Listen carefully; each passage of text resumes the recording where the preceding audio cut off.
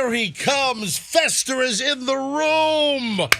Thank you. Oh, and there he comes. Froggy is in the room. Wait, I was here all last week. What are you talking about? I'm double impressed. No, because people had a little over-under going on you. Hold, were you somewhere last night, or was it Saturday night or Friday night? Saturday night, all right? Oh, okay, so it was Saturday night. I was wondering because One of the best concerts I've ever been to. Well, because people thought maybe but you posted last night, right? No, there's this poster from Saturday. That guy is an idiot, and you're dumb for following his lead. But you're calling a listener an idiot, and you're calling me dumb for following his lead? Yeah, that's exactly what I said. Anyway, a listener made me aware of a Froggy Instagram post where Froggy was in an audience at some stage somewhere. I don't know where the hell that was. St. Pete. Was that St. Pete Pier? Was that the St. Pete? So Froggy's at some concert. You said Saturday night? Yes. But some listener brought it to my attention last night, and I'm like, wait a minute, is Froggy at this thing tonight? And then the listener said, hey, what's the over-under, or what are the odds that Froggy's going to be there tomorrow? Assuming that Froggy was at a concert last night and that he's going to have some excuse to not be here today. No. Never. Can I, before we get into Fester's triumphant return, ladies and gentlemen, I've got music for Fester's triumphant return to the studio in just a matter of seconds here. You barely got into the studio. Yeah. But first, really? You can't walk. I'm not feeling All right, great. Hold on. So, Froggy, first, What concert did you go to Saturday night that was the greatest concert of all time? Oliver Tree. What the hell is Oliver Tree? Well, you just don't know who he is because you're weird. But he's a... well, hold on a sec. He's a performer. Roxanne, do you know who Oliver Tree is? I do, but only because I saw Froggy went to it and I Googled it. Well, hold on a minute. All right, but you had no idea up until you seeing that. You had no idea. Oliver Tree. No. I've heard of Fever Tree. That's the brand of little seltzers they give away on the Delta Airlines flights. Yeah, much different. Yes, I've heard of Dollar Tree. Dollar Tree, we can get dented cat food for 38 cents. That's not true either. I kept thinking it was Oliver Twist. I just look at him and I just want to say Oliver Twist. Fester, did you ever hear of Oliver Tree? No, but Froggy is into a lot of alternative stuff that I have no idea about. Very, very eclectic music taste. That's right. What the hell is Oliver Tree? He's a musician. Oh, my God. Fester just brought up a picture of this guy. He looks like the biggest dork of all time. Yeah, he's awesome. Where are they from?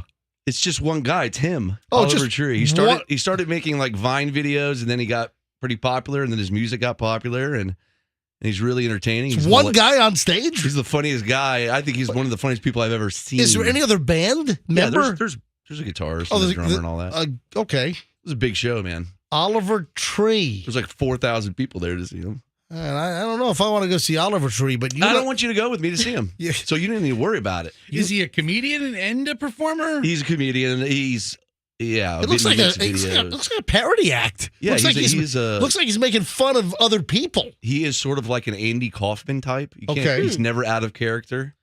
Does he go, here I come to save the day? No? Oof. Doesn't do that? No, he does funny stuff. Oh, okay. All right. Unlike Mighty Mouse. Yeah.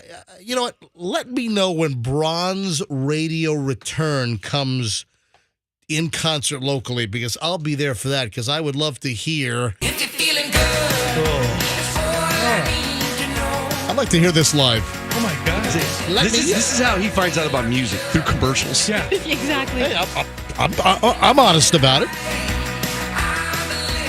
I heard this first on the Advent Health commercial. Yeah, there's a hot new hit Geico's putting out. Well, this was a hit in 2015. I would rather go to the hospital than hear this song again.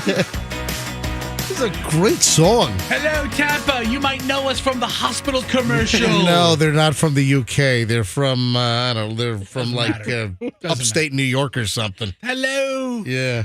All right. We got to talk about Fester because he shouldn't be here. We have important things to talk about. Ladies and gentlemen.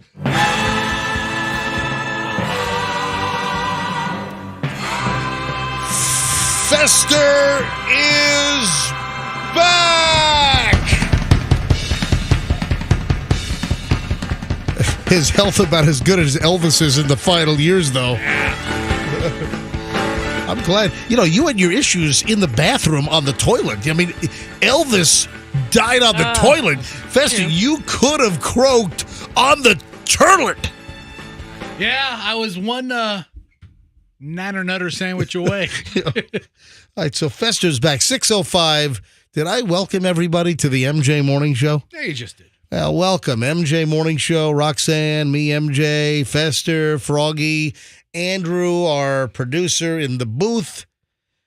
Well, Fester, you're back. Yes. I guess out of 0 to 100%, where are you? Like, what percentage of you is actually here? I mean, mentally, the usual 60 to 65%.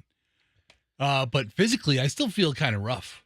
I mean, from the injury to the leg. Wait a minute, mentally, you're only 65% here? Which is that's standard for me. That's standard. He's making a joke. He's one joke away from you telling him he needs a brain scan. I did try to get him an MRI, and the lady from the MRI clinic here in St. Pete, she kind of went radio silent on me. I wonder, because she offered up the free MRI, and then I mentioned the name of the company. I'm wondering if, like, the bosses of the owners said, "What are you nuts? You can't give a free MRI to Fester from the MJ. That's a $1,500 value. You can't give that." I was thinking the same thing. So I feel fine as far as my head goes, and us talking back and forth, and me making inappropriate jokes. However, my stomach's still a little rumbly, and my leg is still the biggest issue. But we're making do with both of them, so we're here today to have a little fun. All right, so your stomach is rumbly, you're 65% mentally here, and your leg is having an issue because one of the times that you collapsed, was it the third time you collapsed that you twisted your knee and your ankle and everything, or what? Yeah, it was fall number 3. Oh, good. Yeah. A mess. Well, there's a reason for all of it, but Hey, listen, there was concern whether you were going to survive. I mean, we were concerned. People were like doing the Fester funeral countdown. I'm like, oh no, stop it. That's pretty morbid. All right. Hey, listen, just getting rolling here on a Monday. I've got a lot of things to discuss today. Had my contractual meeting on Friday, so I'll let you know where things are going there. If I do return, have something huge in the making in early January if I come back. This is only if I come back. On a news front, there's a lot of stuff going on. Tell you what, the Knowles fans are so pissed, and they should be. I don't understand what happened. Yeah, it's tough. It's tough. They have to take the best team, top 4 teams. Talk about a snub of unbelievable proportions. All right, hold on to that thought. We'll get into a lot of stuff today. You don't want to miss 1 minute of the MJ Morning Show here on Q105. Andrew. Oh, come on, Andrew. Even I know this isn't the traffic music. I got rid of this traffic music because I hate it, and it sounds like it's from 1972. My God, remove it. God, Andrew. Shut it off. I can't. There we go. Here is the new traffic music, which actually happens to be from 1979. But it sounds better. Theme from Chips. Our new traffic music here on the MJ Morning Show. Well, keeping an eye on that traffic for you. And the bridges, I can tell you, look great right now. No problem there. Maybe a slow-moving train on 41 north and southbound slowing down between Gibsonton and the East Bay Raceway area. And then a minor accident on 275 out of the way right around Del Mabry. Keeping you updated. I am Pat George. From the Rubenstein Law Traffic Center. Sneaker Culture presented by Celsius Essential Energy Drink is this Saturday at Raymond James Stadium. Buy, sell, trade, see celebrity shoppers, pop-up performances, esports tournament, and thousands of sneakers. Tickets at sneakerculture.com. That's culture with a K. I'm Mark Anajar. I'm Glenn Levine. I'm Ellie Anajar. Together, we're Anajar and Levine, and our team is a triple threat to big insurance companies. Don't settle with the insurance companies for a fraction of what your case is worth. We'll fight to get you the maximum compensation you deserve. That's the Anajar and and Levine difference. Get your free case review right now. We'll help you take back control of your life. Call 1-800-747-FREE. That's 1-800-747-3733. Main office, Tampa. The holidays are engagement season. Roxanne Wilder with Q105. Where better than the Golden Diamond Source to get that special ring? And at the Golden Diamond Source, you will only find natural diamonds. It takes billions of years to form natural diamonds. You don't want something.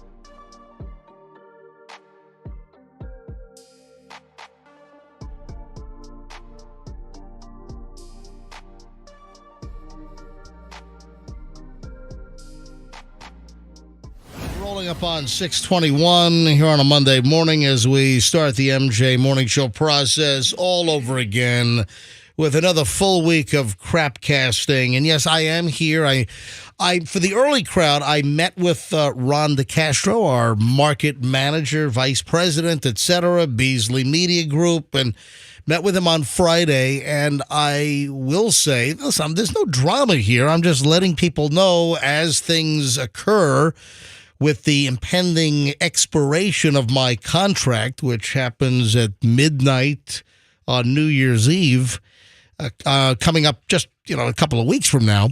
And I will say, and I'm not going to dwell on this, just quickly, we are making progress. So we're getting a little closer. It was a much better meeting than I had on Friday. So nothing's done yet, but we are moving in the right direction. So let me put it that way. Hey, Fester, now that you have survived, well, for now at least, are you solidifying your purchase of the Elon Musk Cybertruck? Or, because if you do that, that pretty much gets you out of the old 75, 85-year-old guy, mid-2000s land barge game, because you were in a 2004 Lincoln Town Car. Greatest car I've ever owned. Yeah, okay. And that thing finally went kaput. And then now you're in a 2010 big Cadillac barge. Second greatest car I've ever owned. Okay.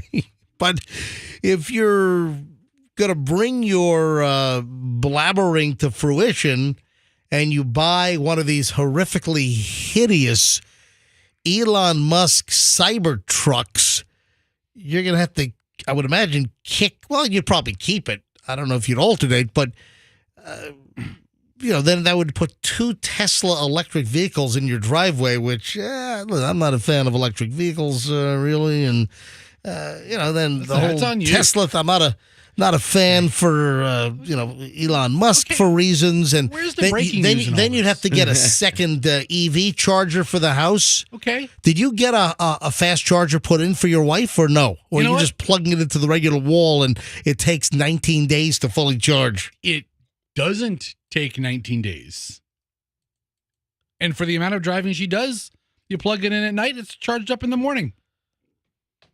So no, you have a regular outlet? Regular outlet one. Really?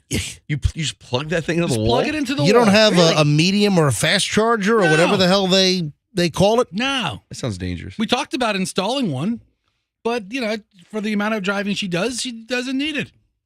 While you were sick, I did call Elon and I said, hey, Fester from the MJ Morning Show is really ill and we hope he makes it. And he was hoping that he could get one of your Cybertrucks when they come out if he survives. And you know what Elon Musk said? What did he say? Go yourself. Yeah, that's what he said. Yeah. Is that clear? Oh, and Elon's in the studio right now. I don't want any gray area here. I want to be very direct. Is that clear? Did you hear me? The reason why I bring up the Cybertruck is we had some kind of a rumor. First of all, that thing is hideous. I'm sorry. That is just a horrible looking vehicle. It's your opinion. It looks like a comic cartoon attempt. It looks ridiculous. I'm sorry. It's not a fan of this thing. So we had a story a couple of weeks back, and you were here for this, Fester, where the purported rumored price for the Cybertruck was supposed to be like $98,300 or something. Or that's a lot higher than it was when I first saw them. No, I thought it was $100K when they first came out. I thought it was going to be like a $60,000 truck. Well, guess what? Are you kidding me? Now, the pricing did apparently come out. There was a story a few days ago, and this was while you were out and not in studio. Now that you're back. Thanks. The story I saw says that Tesla's Cybertruck will be priced starting at $61,000. Okay, yeah. So actually $60,990. And then, I'm sure there are going to be all kinds of options that are going to take you higher than that. But it's supposed to start about $61,000. And there'll be different motor sizes and different battery sizes. And Musk did not announce the vehicle's prices at the event that just occurred, but Tesla's website showed the Cyber Beast, the highest performance variant of the all-wheel drive versions would be sold for an estimated $100,000. So that, I guess they're going to make different versions. So if you want to get into the cheap entry-level version, and I want to see if you put your money where your mouth is. I want to see, you've been blabbering. I want to see you put your money where your mouth is. You're mocking me? Oh, Yeah. you're mocking me now? Let me see you put your money where your mouth is and buy yourself a Tesla truck. You've been talking about this damn truck, this ugly, hideous thing, and let's see. I'm full of the diarrhea here, and you're sitting there saying you're going to buy it. What are you doing? What That's are you what you saying? sound like right now. It sounds just like you. I do not I want to sound see you. I want to see you put your money where I your mouth sound nothing like that. That's hysterical. Let me see if I can do it. Wait, is this how MJ talks? Is it? I want to see you put your money where your mouth is. No, Is it like that? It's like a rap song. You're moving your mouth too much. It's more like this. More like this? Okay, yeah, like this. I want to see you put your money where your mouth is, Now, Fester. strain a little bit. Fester, you are blabbering for months What? It's a about the good-looking Cybertruck, and I don't agree with you. Okay. But I want to see. Are you going to buy the truck? Okay, honestly. Have you put your name down? Are they taking a waiting list deposit? Oh, they've been taking a waiting list deposit for years. Right, now. so you might not even be alive when you could possibly purchase this Okay, truck. I have an important question for you guys. Yeah, what's that? It doesn't take years to get. I saw one driving down the road recently, and I was like, and I used to think they were hideous in the pictures, in the photos, but when I saw it on the road, I was like, that looks amazing. Oh, wow. However, Yeah, it 'cause may it have been a changed dream. so much. It What- may have been a what? dream. Would I have seen one on the road? You might You have. might have. Wait a can't second. discern. Hold on. You can't I can't. delineate or discern between a dream and real life? What the hell am I working with in here? What is going on? I have no idea. I'm trapped. I'm trapped in a world of hell. Are you serious? I'm serious. You I'm think totally you serious. saw a Cybertruck, one of these Tesla, Elon Musk hideous machines on the road? Yes, and I was but like, you wow. don't know if it was real or whether you actually dreamt it? Correct. Oh, my God. It's awesome. Wish I could do that. Jeez. You're kidding me. No. Oh, my. The only reason I think it might have been a dream is because it was purple. They're Purple? No. And because it was at night, like on a busy New York street. And I haven't been there in a while. So it was a dream. I guess, but it seemed really real. So much so that I feel like I know that these cars look better in person. Trucks, whatever they are. The video that I put up last week I only put it up on our Facebook. Yes. Of me walking around the Tesla Cybertruck at the International Plaza Tesla store. Where's their store? Oh, I know where it is. It's downstairs. Is it downstairs? Yeah. I thought it was upstairs. No, it's downstairs. I thought it was next to the Breitling store up there. It's across from Mayer's. So it used to be upstairs. Now it's downstairs. I don't know if it used to be upstairs. But it's downstairs now. Yeah, it used near to be the Santa. I think area. it used to be upstairs. It's near the middle area. All right. Well, listen, I only get to the mall like once a year when the kids need to go to the Apple store. Yeah, so, you know, I could be wrong. They might have moved. They might have moved. Plus, it'd be probably easier to get the truck in on the first floor than the second, or the vehicles. The elevator. Yeah. No, listen, so it's on the bottom floor now. I'm sure they Right. moved to available space. But however, my video has 92,000 views. On what? On Facebook? On Facebook. It's been shared like 180 Wow. times. It's Wow. the second most popular thing we've ever put on our Facebook page next to Roxanne scratching her butt. Oh, that's right. When Roxanne was, that got how many views? That got like 5-8 million views, right? And counting. I think it's like 19 million Can you views check? right now. Can you check quickly? I have to look it up. I mean, it's going to take me a couple seconds. That's right. Fester surreptitiously and creepily recorded Roxanne Very creepily. itching her like. Guys, you're saying itching. I wasn't You itching. I'm sorry, rubbing. There's a huge difference. You're rubbing. Rubbing is you're like when you have rub- a kink or like a muscle, a pulled You muscle. were rubbing your butt cheek and you're making yourself all jiggle and wiggle down there.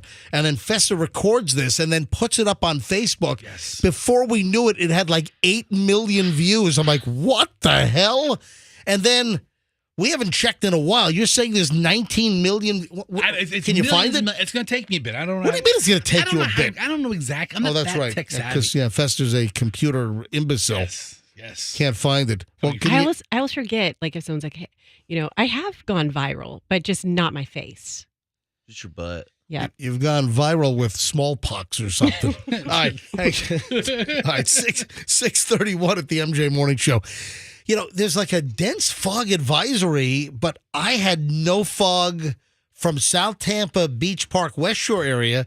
I had zero fog all the way across the Howard Franklin here into St. Petersburg. I had no fog at all, but I guess there are areas around the Tampa Bay zone this morning that do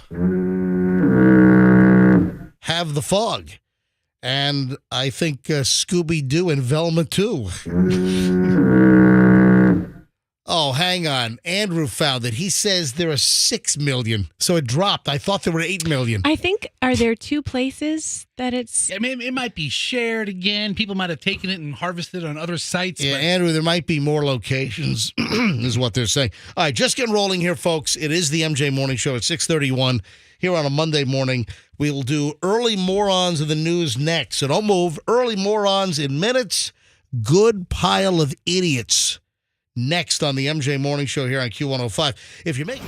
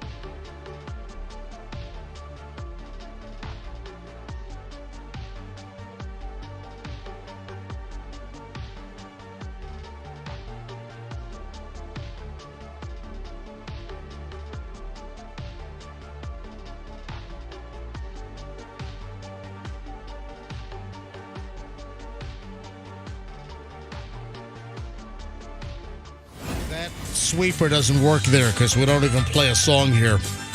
Yeah, so you got to look ahead. Yeah, those sweepers are in rotation. That obnoxious, snarky sweeper. Now another one song in a row. That's when we do play a song.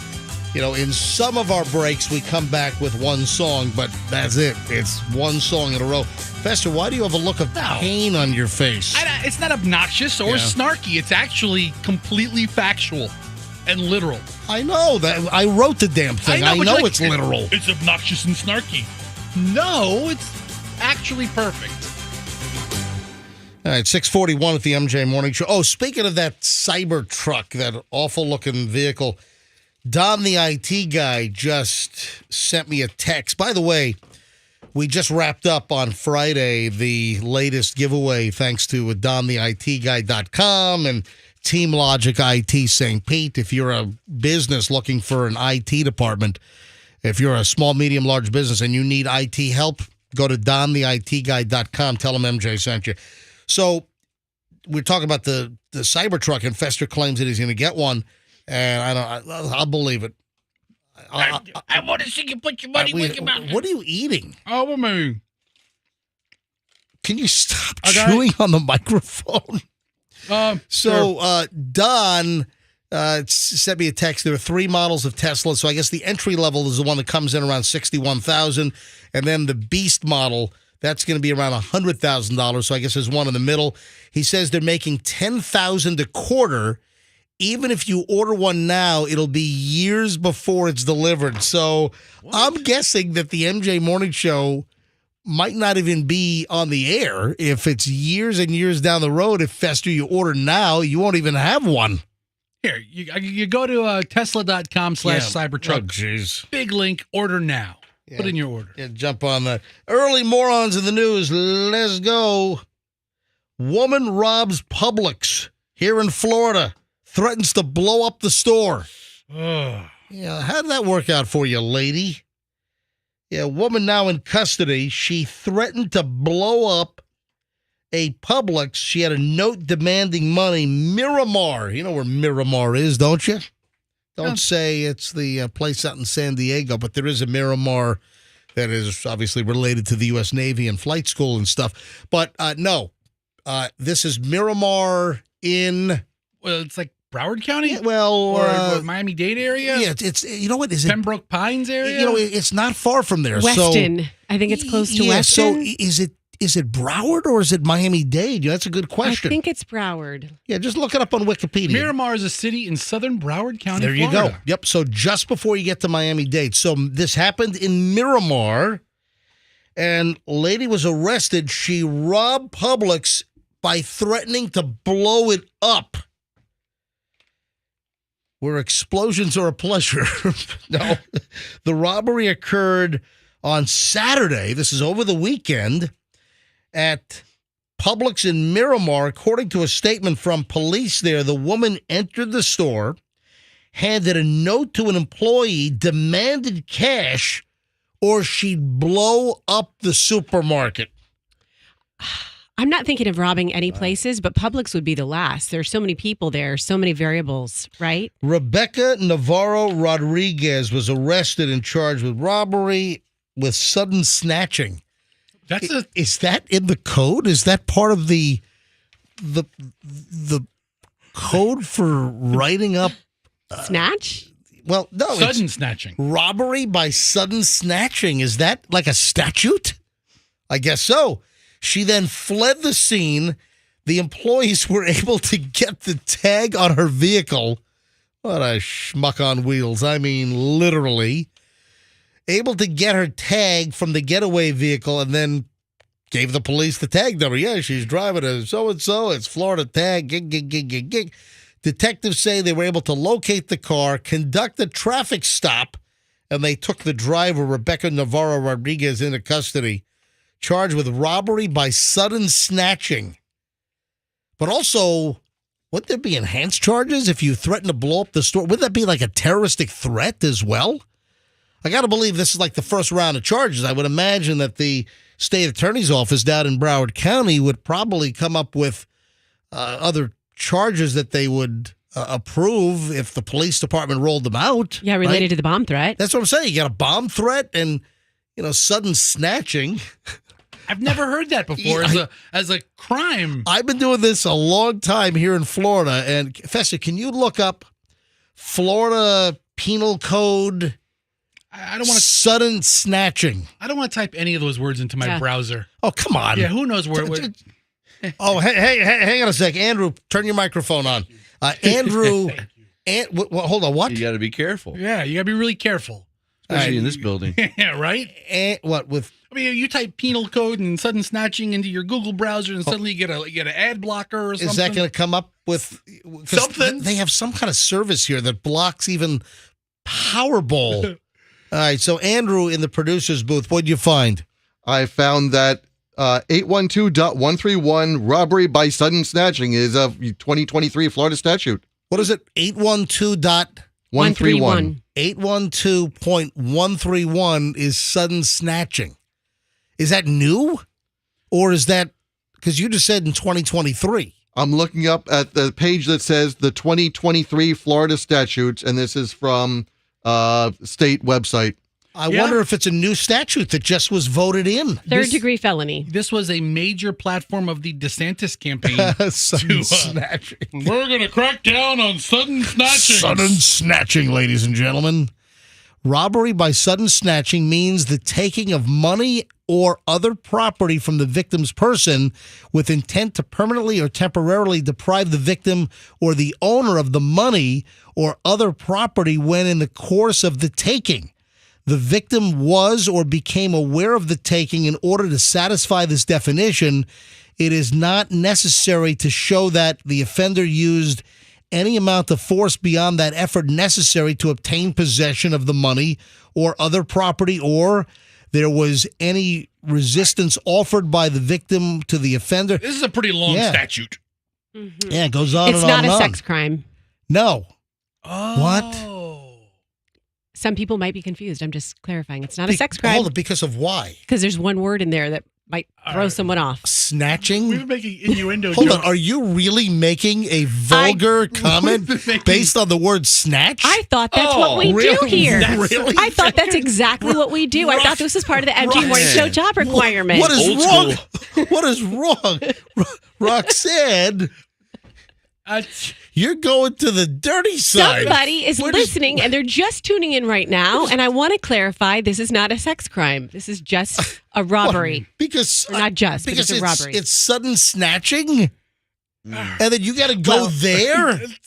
It does become a sex crime if it's sudden and then you double the word. Yes. So if you suddenly Why don't you- snatch this, all right, Why don't you- Roxanne, Oh, please, That's please. the Donald Trump way. This is Froggy. Just grab it. Froggy, stop. So, famous. They love it. You know what? I dumped that. Oh my god! I dumped that. No, So- I'm not gonna talk anymore then. I think I dumped it. I don't know. Oh. Oh boy! All right, but it looks like sudden snatching might be new for 2023, according to Online Sunshine, which is the let's see, state.fl.us. That blah blah blah blah This blah is a blah. state site that goes over all the statutes and snatchutes. And then Roxanne's got to go to the seedy side. You know what? You want to know why? Do you want me to really, really tell you why? Why I went to the CD side? Why did you go? Because yesterday I was working on my book and I was trying to come up with another phrase for pee-whipped.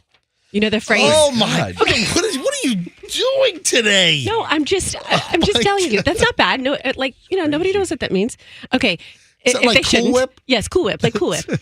Okay, and so I was trying to think of another word, and then so I googled other ways of saying that. Like the thesaurus Yes, of body an parts. Urban Dictionary I thesaurus. thought you said you finished your book. I did, but I'm like just perfecting. Edit. And then So you don't want to use that word? I didn't bleep Yeah, whipped because in it's your book. overused. It's overused. So I was looking for a better phrase, and I found one, and it's what that robbery code is, followed by the word hammered. Don't say it.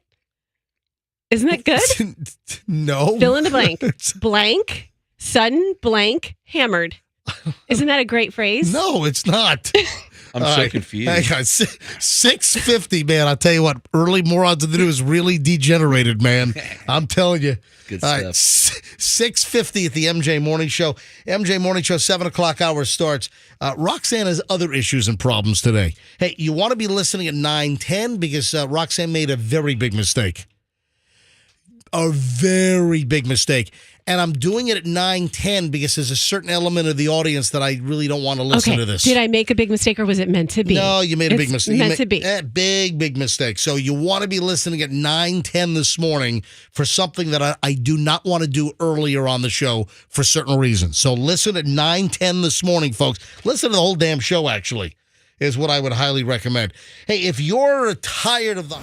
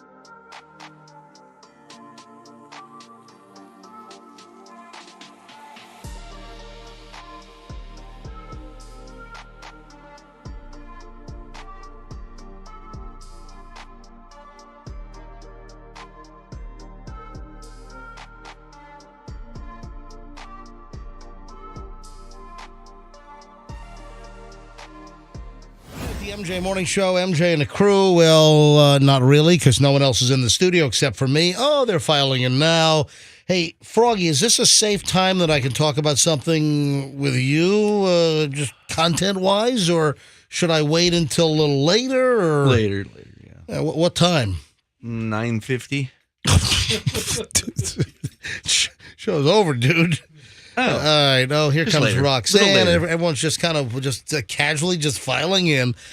All right, 7:00. I had to go to the bathroom and wash my mouth out with soap preemptively. I can tell it's going to be one of those days. Well, because you just unloaded in the last segment, and you were kind of dirty, Roxanne.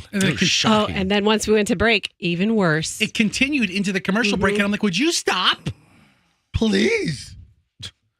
You're getting dirtier. You are. Like on the air, off the air. I don't know what's going on with Roxanne, folks. All right. I didn't finish with early morons in the news, and there are a tremendous amount of stories that I got to get to here, but I don't know if I'm going to have time for it. I want to address something we talked about on Friday's show, because over the weekend I saw this thing's gone like kind of national. I saw it in a dozen other places, and it's about this 22-year-old woman here in Tampa that posed as a 14-year-old to get with like middle school boys. Yeah, it's a national story now. What the heck? So again, we talked about Alyssa Zinger. Man, this story's a zinger. I got a zinger for you. Have you heard about the girl who posed as it? Like, that's what it sounds like. It sounds made up. Yeah. Fester, you were not here on Friday. Do you know the story? You don't even know the story. I am unaware of Ms. Alyssa Ann Zinger. Because Fester is off his deathbed and back in the studio, ladies and gentlemen. Look at this. I wasn't necessarily on the deathbed as much as I was on the commode. You know, Channel 10, they had the story first. No one else had the story until Channel 10 broke it. And then now St. Pete Times is on it, or what do they call it now? Tampa Bay Times. Other local TV stations are on it. Then it started making national news. I saw it in the New York Post. I saw it on various news wires, Associated Press. I saw it in various other news sources. Probably a dozen places.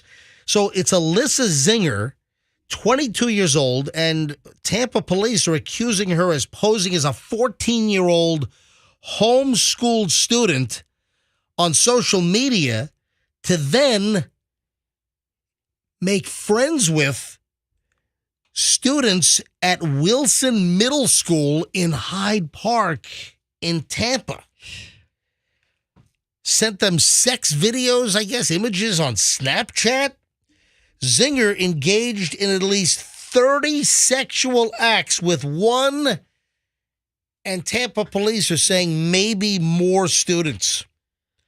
Yeah, she never actually showed up at school or pretended. She never infiltrated the campus and got into school and pretended she was a student. But she posed as a 14-year-old and then preyed on these students at Wilson Middle School in Hyde Park in Tampa. Now, we commented on this on Friday morning show, and we talked about her mugshot, and she is a fairly attractive young 22-year-old woman.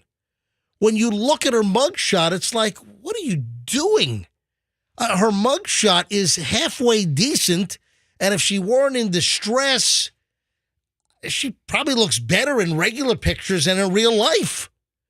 But what possesses, you think of a guy preying on young girls, but it's just a little more difficult to grasp a 22-year-old young woman going after, they put it from the actual charging. Document shows she faces several charges, including battery and molestation of a person 12 to 15.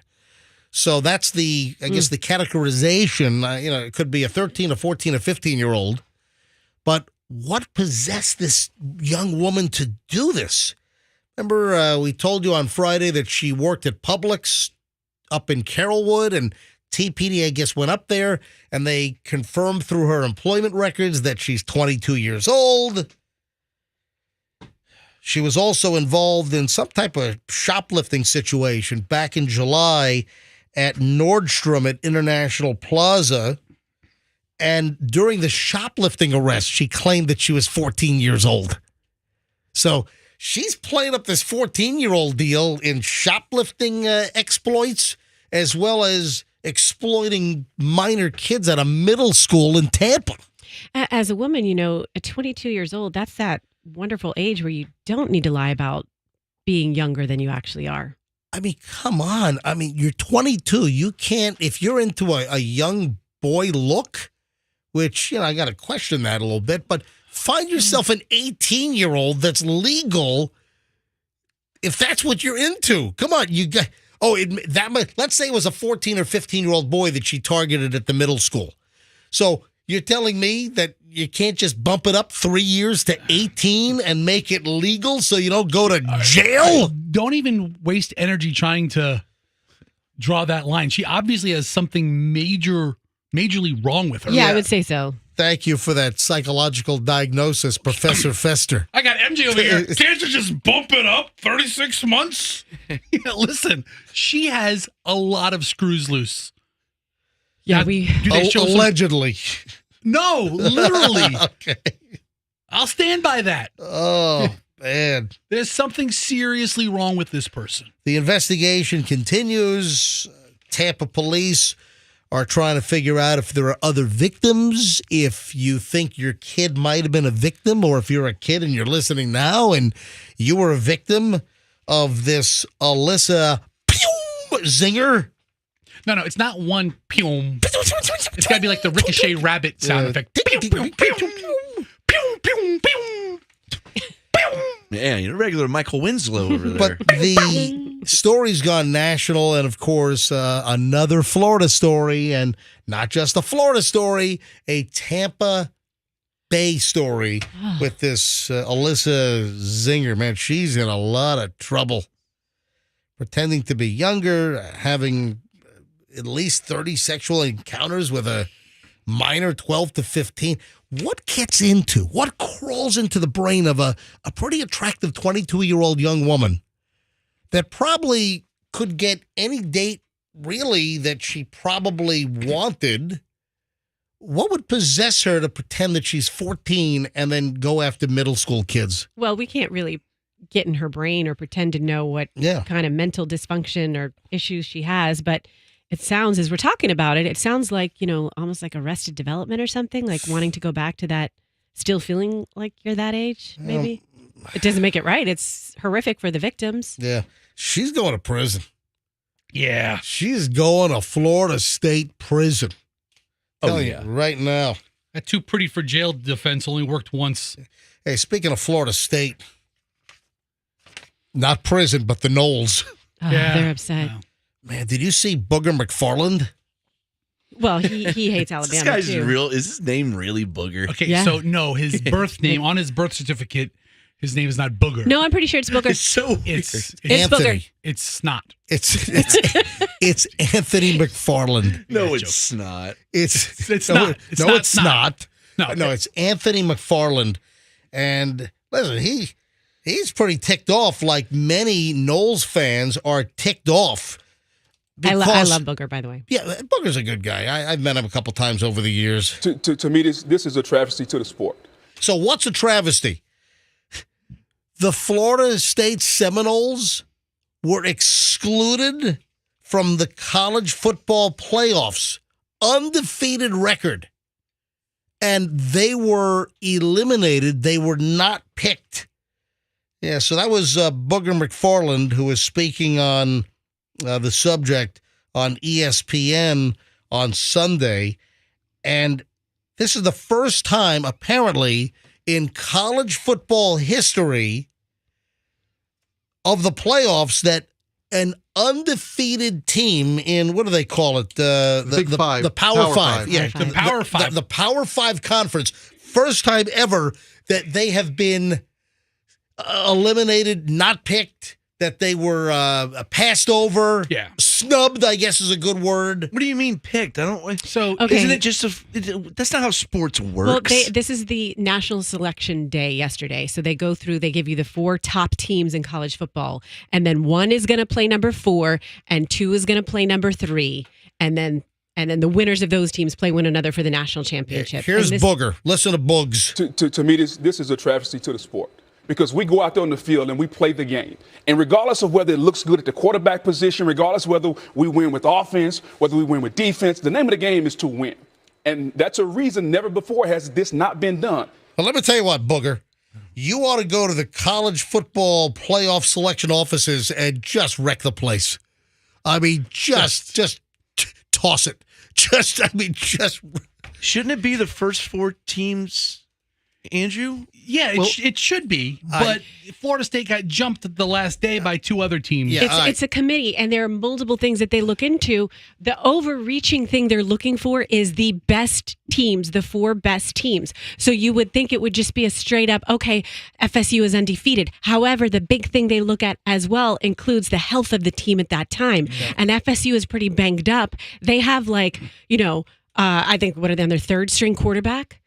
Look, Roxanne with total analysis. What? Yes, Andrew. They also look at the strength of schedule. But if you look at the 2 polls that we know most are the AP and the coaches poll. Yep. One of them have the Seminoles at number 3. The other one has them at number 4. But the bowl committee or the playoff committee seems to think they're not good enough. I'll tell you what, the playoff committee offices are going to be lit on fire. Oh, my God. No, listen, I'm not encouraging. I'm not saying listen, I think I'm not saying to arson the place. But, Chief Osceola is going to go down there and get some vengeance. Yeah. With a tomahawk. We have FSU fans in our family. We were getting some drunk texts overnight. Hey, I real important. I know Cajun Fester loves Booger McFarland. Cajun Fester does love Booger McFarland. He went to LSU. Go Tigers. LSU Tigers. Maybe we can get into that later on. All right, 7:14 at the MJ Morning Show. Hey, we start an hour and 20 minutes of nonstop MJ next. 1 hour, 20 minutes plus of nonstop MJ is on the way. Roxanne, you have an Airbnb problem you want to tell? Oh, my God. This is I a actually mess. have people in the room that can maybe give me some insight into this, why this would have happened. Maybe. Okay, I don't know about that. No. I'm just habits. Just habits. We have a lot to deal with next, including a Roxanne Airbnb big problem is on the way. That's just scratching the surface because we do an hour and 20 minutes of nonstop MJ next here on Q105. Stand by.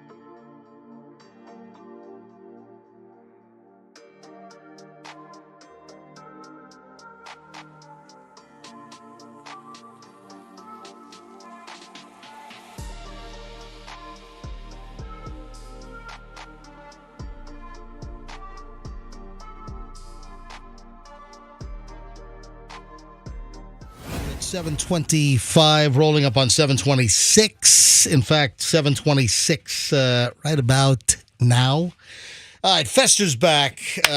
Great news. If you recognized when we called Fester numerous times last week, it went to voicemail. The first time I called Fester, it went to voicemail. Leave your phone alone. Okay. Put your phone down. I want to try something quickly. Fester, hold your phone up. All right. All right. Hey, hold it up to your camera. Yeah. All right, Andrew, take Fester's camera because I'm going to call Fester quickly here. 813-310-8444. Feel free to leave a message, but the fastest response will always be through text. See? No ring. Nothing. No ring, nothing. Zero. Yeah. Went right to voicemail. Hey, let me try it again. 813-310-8444 and hold it up to look now it comes up. Yeah. Look at that. Now I'm getting the ring. Now answer it. Who this? So all right. You're calling number 5. Try again later. I like to request the Go-Go's. Where's that guy? I got an email or where did I get this thing? An explanation? Yep, exactly. Why? It wasn't an email. I just pulled it out. It's I got a direct message. So someone direct messaged me, DM'd me on my Instagram. And again, folks, you can get a hold of me anytime you want. I am the most accessible Tampa Bay morning personality in the market.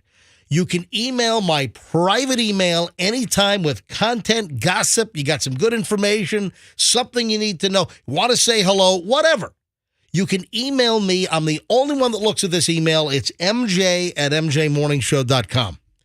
That's mj@mjmorningshow.com. Or you can direct message me on Instagram. I'm Certified MJ Radio. You should be following me because I got some Instagram content I got to get to in just a bit from over the weekend. So on Instagram, I'm Certified MJ Radio, and that's where this came from. And this came from Sweet Teague. Sweet Teague wrote me, hey, regarding Fester's phone, with an iPhone, you can set the first call to go straight to voicemail. Really? If the same person calls again within 2 minutes, the phone will ring. I use this setting and it pisses everyone off. So, Fester, at some point, you changed the setting on your phone because it never used to be like that. I never even knew that setting existed. Yes, you have the setting and it's on. Does Sweet Tea tell you how? No, not Sweet Tea. Oh, what is it? Sweet Teague. Oh. Teague. Sweet Teague. Well, does Sweet Teague tell you how to set it off? I mean, you mean turn it off? Or, I don't know. It's a setting. You know what? It's a setting. You set it on, you turn it off. But turn this. You're saying weird things lately. That's part of the reason why I wanted you to get the MRI. And then you're like hospitalized, and now he's just making. Yeah, I'm just gonna make. And now you're making fart noises with your mouth. Yeah, really. I don't know. I appreciate this slanderous medical critique from you. Nothing slanderous. However, every time you do from moving forward, I'll be making toot sounds. So. Oh, really? Anyway, does he talk about how to get into it? I've been in my settings a bunch. I've never seen this option before. This is the first time I've ever heard of this from Sweet Teague. The option is there. You got to get into your settings and figure out how to turn it off. Yeah. But that's why suddenly we're getting voicemail the first time we call you. And then the second time I call, then you pick up because your phone actually rings. It's an iPhone setting. Turn it off. I'm sure if you use something called the Google Rater. I mean, I got Sweet Teague making crap up here. Other people call me first time it rings. My old lady gives me a call. Guess what? It comes through. I'm trying to avoid calls from her. Then it must be, maybe it's programmed in your phone. I don't know. Yeah. You know what it is? I think if they're in your contact list, there we go. Andrew's giving me a thumbs up. If they're in your contact list, like for instance, I can call you right now. Oh, yeah. You're in my contact list. All right, so if I call you right now, then it's going to ring and you're going to pick up. Here, let's try it. 813-310-8444. I'm not holding my phone up to the camera. All right, fine. All right, here we go. No, don't. Look, there it is. There's MJ. Stop. There's no number. There's no number. Oh, there's no number. Okay, all right. Yeah. I didn't want my number to display. Do you think he doesn't have you saved? Yeah. Even though I've got the worst kept secret cell phone number I've had the same cell phone number since 1996. Second worst. Yeah. Your number. Yeah, that's right. Festus is the worst kept secret. Yeah. So I guess if I save the studio line, that wouldn't happen anymore? Exactly. So if you put the studio line number that I call you on in your contact list. That sucks. But we have like 6 different ones. Then we have the hotline and the hot 1, hot 2. I don't know. So anyway, thank you. Sweet Teague, thank you so much for pointing that out. See, that's the great information we get from listeners like you. So send me a direct message anytime. I'm Certified MJ Radio on Instagram, or email me. I mean, you got like some inside scoop, something we need to know. You got some great content for the show. Yeah, breaking phone setting information. Let them know. My email is mj@mjmorningshow.com. That's mj@mjmorningshow.com. Hey, I thought this was important because I don't want you to burn your crotch or your butt, or just have I don't want you to have some kind of a self-immolation issue here. I don't want you to light yourself on fire. And I'll tell you what, an electric blanket is supposed to get warm. It's not supposed to give you third-degree burns. Ooh. All right? Ow. I have an electric blanket. Let me tell you, it's toasty. Well, listen, with your manatee-like covering, you need an electric blanket? Yeah, I smell like bacon in the middle of the night.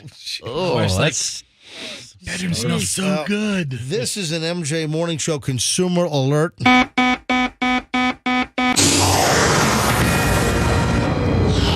don't want you to burn up. I don't want you to catch on fire because there's a big recall of electric blankets that are doing just that. Is it Sunbeam? Hang on, let me give you the details. Is that what you have? I have a Sunbeam queen-sized single zone electric blanket. Hold on, a queen is big enough for you? Well, so yeah, it's like a postage stamp for my lower half. Yeah, so heated blankets are being recalled according to the U.S. Consumer Product Safety Commission because they're overheating, melting, and catching on fire. Yeah. Man, you know what? That's what I'd look for in an electric blanket. I want it to be so toasty and hot that it actually bursts into flames. That's a good-ass electric blanket. It gets you hot. 30,000 Berkshire blanket heated throws and blankets branded as LL Bean in various colors and patterns were recalled by the U.S. Consumer Product Safety Commission after being sold at several stores and online. The recall pertains to twin, full, queen, and king-size blankets. That's all of them. Berkshire Blanket and Home Company of Ware, Massachusetts, has received 9 reports of defective equipment. No injuries, though. But it also affects a bunch of retailers. The recalled items were not just sold at LL Bean. This is why it's important. The recalled items were sold nationwide and online from August 22 until just October of 2023, just over a month ago, between $50 and $180 at LL Bean, AAFES stores, and various online retailers, including Berkshire Blanket, Amazon, Target, Macy's, and QVC. 30,000 blankets. That's going to put a little dent in the bottom line, right? I would have loved to see the QVC segment of this blanket.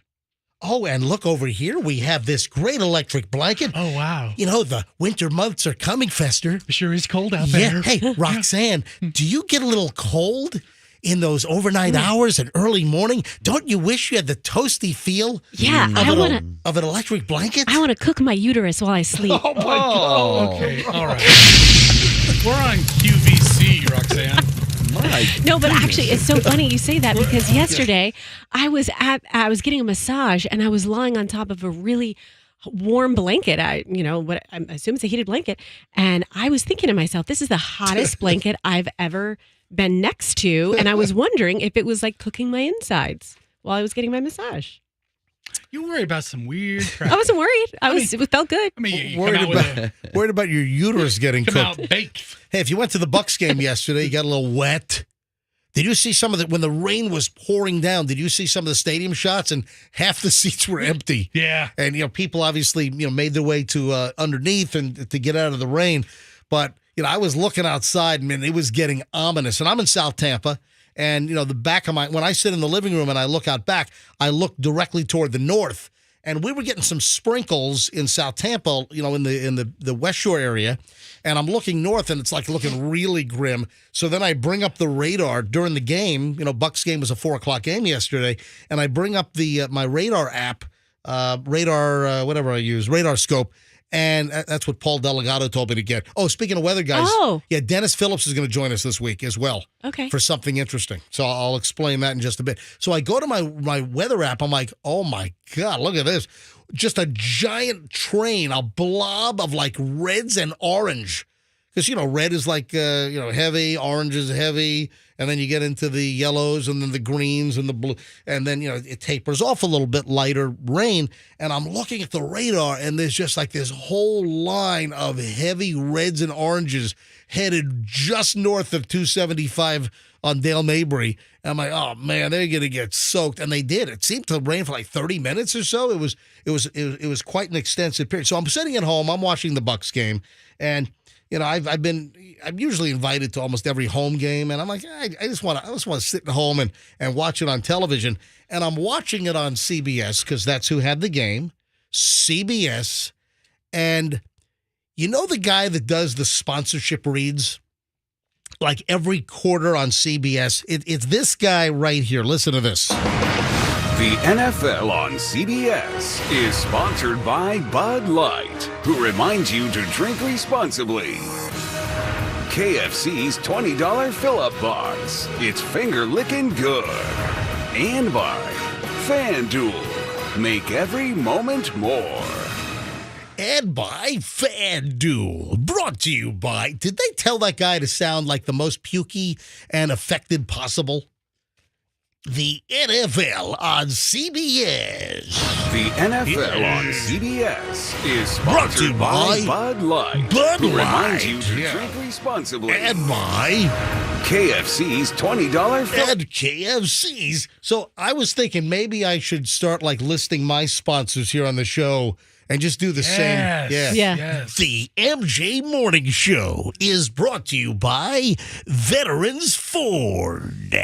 And by Luminous Electric. And by Plan B Air Conditioning. And by the Holland Group Retirement Wealth Advisors. And by the Duncan Duo. And by a lot of endorsements. Two Collins Brothers. Okay, this is going to go on for a long time. And by the Camp Law Group. Surprisingly And tedious. by International Diamond Center. Wow, what are we up to? Okay. 10? And by Enhanced Home Solutions. 11. All right. And by Zero Res. Well, let me tell you what. Both you and that football announcer need to go to Hal's School of Pronouncing Vowels because you need some more. It would be a little bit better if you could add some vowel sounds to your Hal Herman, pronunciation. you want to jump in on this, Hal? Wow, that was really impressive. That's how many endorsements you have. Hey, the most live endorsements of any personality in the Tampa Bay area, bar none. Why? Because my live endorsements produce results for our clients beyond belief. There's a waiting list for my live endorsements here. Other people on the show as well. Just let salespeople know. Froggy, hey, folks, if you want Froggy to endorse your business. No, I'm fine. No, please, God forbid. Hey, if God forbid. If you want Froggy to endorse your business, you send me an email, mj@mjmorningshow.com. And he'll talk you out of it. Yeah. No, I won't. And you'll scoop it up. You'll scoop it up. You'll take it. Listen, I recommend myself. This is MJ for a weed doctor. This is going to Froggy, but I took it. These people are fantastic. If you're a dispensary, Froggy's got an opening. Yeah. No. Seriously. Yes. If you would like to have Froggy endorse your product, or Fester, or Roxanne, or Andrew, or Andrew, Tumbleweeds on this end of the table. Listen, seriously, if you would like any of the crew to endorse your products, just now you're doing it. send me an email. Yes. Is your plate full? After you have 15, we have none. Now you're doing Okay, it. so- I can't help it that the advertisers are asking for me. Well, you're welcome from your team. Blame me for the fact that they want me to do their commercials. You know, when you think about it, though, MJ, they want you to do the commercial not because of you necessarily as much as the team effort. Yeah, it's We sort of- really should think about a reallocation of funds on that because you do them on your show that we are a vast part of. You're a big part of the show. Oh, my God. Fester's the biggest. It's crazy how that works. Physically, yes. So listen, I have no issue. I would like you guys to have more endorsements. Listen, don't send the email to him. Yeah. Send them to us. No. Okay? You don't Let's have cut email. out the middle, man. I gave you an MJ Morning Show email. You never looked at it. I got filled with nothing but pouring I gave things Fester and- I gave all of you guys MJ Morning Show email accounts, and none of you have gone in and checked anything. You gave us the zero. worst email provider ever. We Fester, got nothing but Fester at MJMorningShow.com. That was fine. Which, don't go there anymore because it's shut off now. Right, but because they don't answer their email. when we would go, like, oh, I got 40 emails, and it's like, buy lingerie from China. Yeah, we did get a lot of that. And I'm like, oh, how much lingerie from China All right, do I need? Listen, I'm shifting email providers shortly. Don the IT guy, so Team Logic IT, Don the IT guy. They're going to be they're setting me up on the Microsoft 365, whatever that platform is. They're hooking me up with something different. I'm getting off the current provider very shortly. All right, Christmas time, folks. Christmas tree. Do we have the Christmas tree song, Andrew? Yeah, Andrew, if you have the Christmas tree song, just go ahead. Yeah, go. Yeah. Oh, Christmas tree, oh, Christmas tree, how lovely are thy branches. Yeah, nice. Yeah. All right, so that's the Christmas tree deal. Do you know the exact date that you were supposed to put up your Christmas tree? In our house, it has to be December 1st or later. December 1st was incorrect. I don't know if there's a correct. That's what it is at my house. Isn't this subjective? Yeah, I think it's the... Nope, it's not December 1st. Nope. The exact date to put up your Christmas tree was... Like Black Friday? Yesterday. Shut up, really? Shut up. Shut up. Oh, well, guess what? We did ours yesterday. We purchased it Saturday and put it up Sunday. Yeah. So yesterday was, according to some Christmas tree dorks, December 3rd is the best day to put up your, what is it, the old Tannenbaum? Is that what they call the Christmas tree? And it's according to Christmas Tree World. So listen to this. They have a quote. Many households like to set up their tree and other festive decorations on the first day of the month to mark the start of the official countdown to Christmas Day. However, holiday lore suggests that you follow the Advent calendar, which kicks off this year on December 3rd, yesterday, through the fourth Sunday before Christmas, ends December 24th. So they said that the best day to put up your Christmas tree was yesterday, Sunday, December 3rd. And I'm guessing that a lot of people did. I'm guessing that yesterday was a busy day. Yeah. But according to Christmas Tree World, you should have put up your Christmas tree yesterday. Boy, when you have a place named Christmas Tree World, you better come up with some fake news every year. Right. Their blog post, yeah. All right. I want to know from Christmas Tree World, how do you prevent a squirrel from jumping out and ripping off that guy's toupee in National Lampoon's Christmas Vacation? That's what I want to know. All right. Now, we'll get to Roxanne's story. Roxanne's got an Airbnb disaster problem. Roxanne and Dig Dug, her husband now, they own various properties that they Airbnb. And there was a big issue, and this consumed yesterday? Yeah, it did. Or a good portion of yesterday? Yes, definitely. Before or after you put up the tree? Well, yeah, this is kind of during, but yeah, it took up a lot of time yesterday. This is a crazy story. Get to that in a second. First of all, I want to recognize my Uber driver from Saturday night. So we were invited out to dinner, went to dinner with some friends, Robert and Gigi, and Dennis Phillips from ABC Action News and his wife, and my wife, Michelle, and myself. And Dennis's wife is Robin, very lovely. So we had a 6-top, and we went to Burns on Saturday night, kind of like a Christmas, dinner, and we probably won't see all of them for the rest of this year. So we had a nice dinner on Saturday night, and knowing that we were probably going to be popping back a bunch of wine, I took an Uber to Burns, and my driver was Raphael. And Raphael moonlights, does some weekend Uber driving, but his regular gig, he works for Arizona Iced Tea. And Raphael was fantastic. He listens every morning, and he should be listening right now. So, Raphael, thanks for the ride. Your car was great. Your driving was fantastic. Okay. Why are you giving why are you giving the mockery face over here, Fester? What's the matter with you? That's about as high a praise as you can give your Uber driver. I gave him 5 stars. I think I even gave him an elevated tip. Whoa. And he's an MJ Morning Show listener. Listens every single morning. So, Raphael, thank you for listening to the MJ Morning Show here on Q105. Yes, your car was great.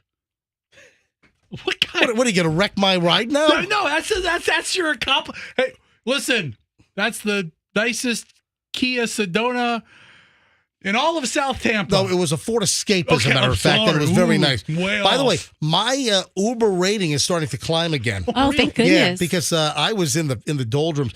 And, well, as far as ratings go, I was at a 4.74, and I have no idea how the hell I got there.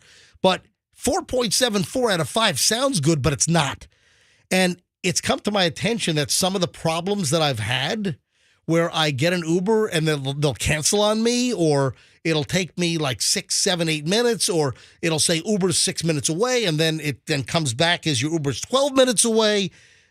It then was brought to my attention that some drivers might be skipping me because I'm not like a 4.8, 4.9, or a 5.0. But I'm climbing again. I was as low as a 4.74, I think, maybe a 4.73. I'm back up to a 4.78. So, you know what that means? Climbing the charts. I'm moving on up. Baby. on my Uber rating. All right, Roxanne, on to your little issue. Oh, can I recognize one thing here quickly? Is it another Uber driver? No, it's Don, the IT guy. Yes, please. Who moonlights as an Uber driver. He does your IT while he's driving the Uber. No. DonTheITGuy.com, Team Logic IT. What a fabulous week last week. And just thanks again to Don, the IT guy, for providing the 20 Microsoft Surface laptops that we gave away last week. And everyone was thrilled. I think most of them have been picked up already. I love Don, the IT guy's website when you go to it, dontheitguy.com. It says, welcome MJ Morning Show listeners. It's so cute. Yeah, it says welcome. So listen, if you're a business, small, medium, large, and you need IT help, he's got an unbelievable team. DonTheITGuy.com. Thanks. And you know what? I don't want to jump the gun here because I don't have a contract.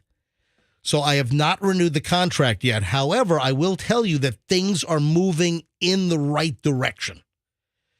I had a meeting with Ron. I was going to say Ron DeSantis. I had a meeting with. I had a meeting with Ron DeCastro, our market manager, on Friday. Right after the show, I met with him, and it was a pretty productive meeting. So things are moving. You know, his rusted pocketbook lug nuts are getting moved a little bit. So we are moving in the right direction. MJ's contract countdown. MJ's contract countdown. So I think that, hey, it's possible we're going to get this done. So I'm telling you right now, it's the most positive meeting I had. And I can get into some more details later on in the next couple of weeks. But my contract's up at the end of the month, and I don't have a new one yet, and we're working on it. But things are looking much better.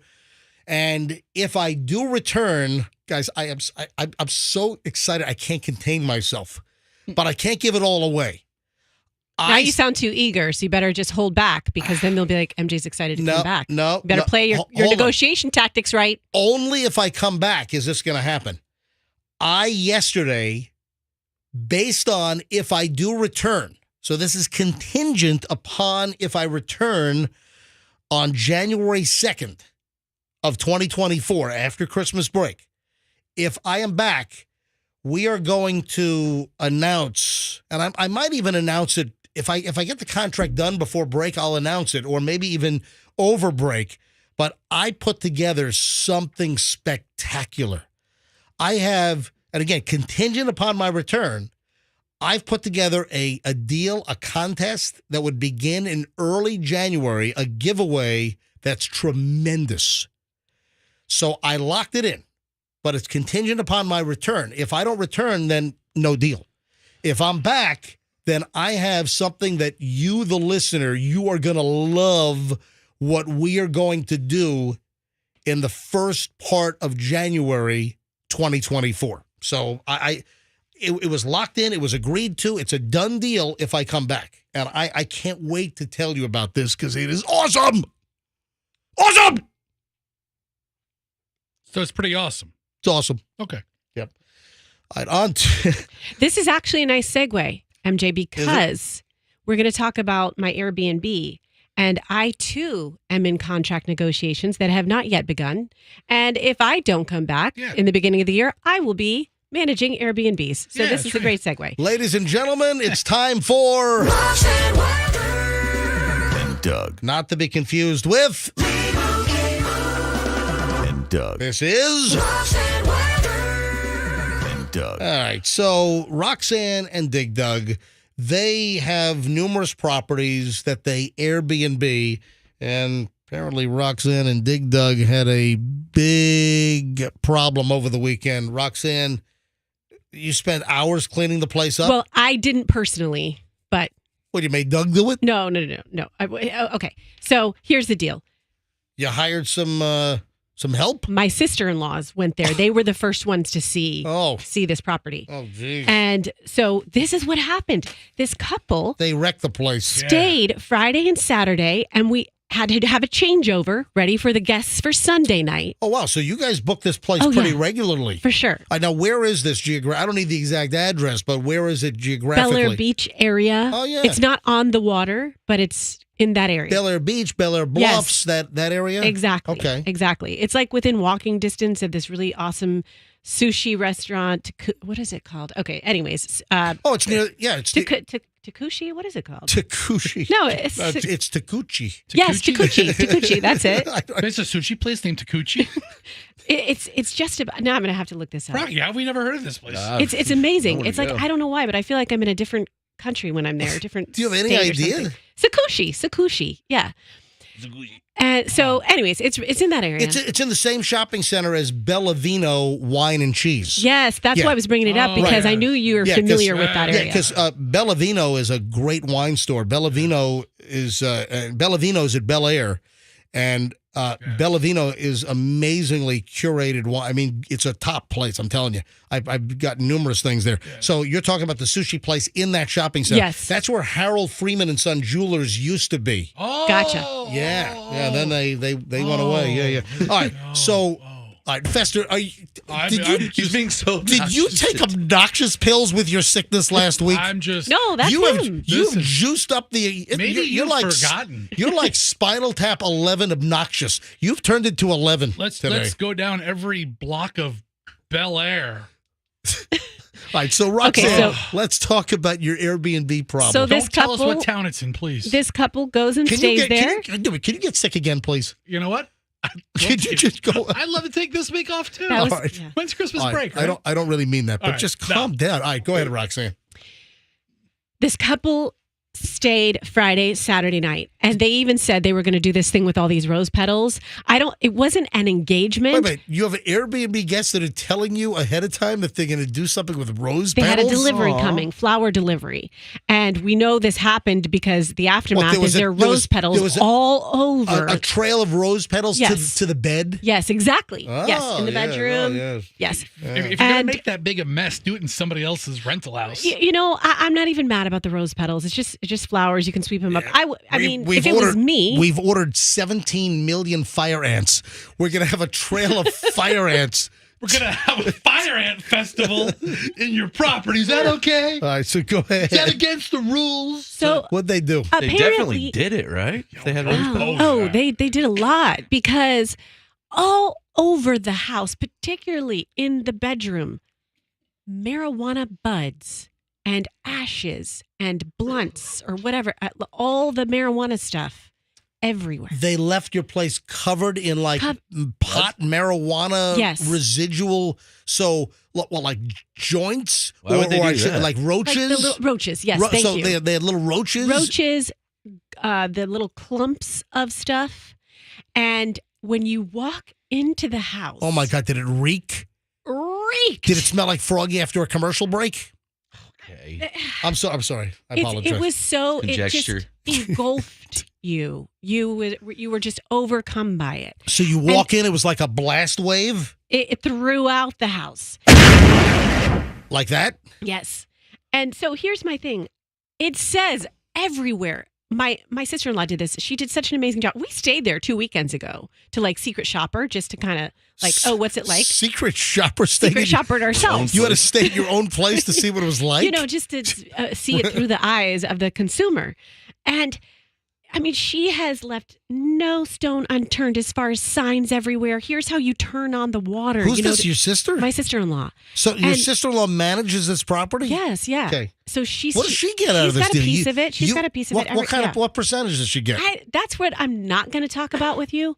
So then she has like notes everywhere. No smoking in the house. No smoking in the house. You know, it's very clear. That ticks people off though, because remember that we had a story. Oh, it says please. Please. Do you remember about a year or two ago, we had a story about an Airbnb where there was a sign for everything. Please take your shoes off. Please don't slam the door. Please don't smoke. Please don't take the batteries out of the remote control. It's like please don't unplug the can opener. I mean, like please close the kitchen drawers. Please don't take any of our silverware. There were like these placards, these little like laminated signs. It's like they went crazy at Kinko's or, at FedEx office getting all these signs laminated, and they were the whole place. It was a ridiculous Airbnb rental with these little signs everywhere about the thermostat, about the water heater, about the bathroom, please to put the mat down. I mean, they had like signs on the bathtub, please put the mat down. Hey. Don't drag water into the wood floor. I mean, it was insane. So you're saying that your house is just like this? As an owner, yes, it is. And guess what? As an owner, I would rather have over communication because then you don't have people calling and bugging you in the middle of the night. And as long as the font is like a nice like Calibre instead of, it all comes down to the font that you write your signs. I like the font that is so squiggly you can't even read what it says. That's the font that I like. I can't read what your stupid card said. I would go Arial. You know when people use those stupid fonts and you can't even read what the hell it says? All right, so what's the problem here? What Roxanne? happened? You rent the place, somebody enjoyed it, and now you're like, oh my God, they had a good time here. No, my sister-in-law's had to go to Home Depot and buy one of those big machines that you have to turn on and then leave the house while you let it pump to get all the smells out. Like a fan. It's bigger than, it's like an oxidized, I don't know what it is, but it's very fancy schmancy. It's an air purifier. It's in the air purifier family. But I know that when you turn it on, you better get out of the house. So they had so much marijuana usage that they permeated every square inch of your Airbnb with marijuana smell? Every square inch. Sounds like they had a party. It does. But it's just the two of them with flowers. Well, as far as you know, maybe they had a giant party there. But did they burn holes in your sheets? Yes, and pillows. Hold on. They burned holes in your sheets and pillows with joints? I know the sheets and pillows had to be replaced. They have burn marks? Before the turnaround for Sunday night. You're lucky they didn't burn the place down. Yeah. Oh my God, Roxanne, you have a bed full of holy sheets? Oh God. Holy sheets. Holy sheets.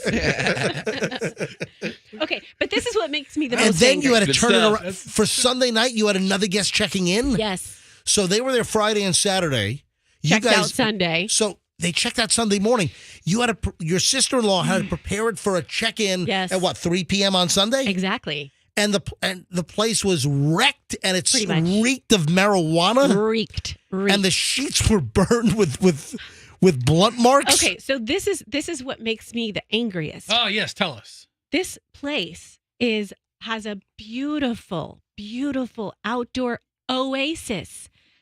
Go sit outside. An oasis. And look. I'm going to show it to you. Look at it. It's the zombie house. Remember the zombie house that was all refurbished? Right. So you guys on that show? You bought it for a song. And wait a minute. This was from on the TV show. What was the name of show. What was the name of the show? Zombie House. Zombie House Zombie Flippers. House. So this house, those zombie house flippers on TV, they fix this house up? Yes. And it's your house. Yes. And now it's a drug den. And now, right, exactly. Right? But look at this. It's gone back to being a zombie house. It's got hammocks. It's got cabanas. It's got that game that you throw the little. It's got a beautiful pool. Yeah. It has everything but ashtrays for my joints. Are you sure they didn't set up a meth lab? You might have meth chemicals all up and through the joint. See, I'm very nefarious thinking like you. And so I'm talking to my sister-in-laws and I'm like, why couldn't they just go outside and do it? And then I'm like, maybe there were other drugs involved. Maybe they were doing meth or they were doing, and they were too paranoid to go outside. So they hid in the bedroom and did it. But at the end of the day, I looked them up on Facebook. It just looks like two young kids that wanted to go. Where were they from? Do you have any idea? Did they have a previous Airbnb rating? Oh, they're gonna get a 1. No. They're about to get a 1. Wow. So you're going to give them an awful Airbnb rating. Yes. Well, also, are you going to charge them a cleanup charge? Yep, you better believe it. So they're going to be penalized on the back end. Of course. Oh, my gosh. What kind of cleanup charge are you entitled to charge them? I don't know. Talk about asking to get your house egged.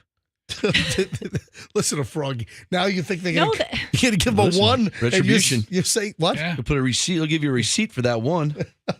They're going to egg your house after you give them a 1. Act like that doesn't happen. Oh, man. It was not nice what they did. Okay. So it was nice? So you said it was not nice. Not nice means it's nice. Roxanne's really chapped but over this. Here's my thing. Question for anyone in the room who may or may not know. Right.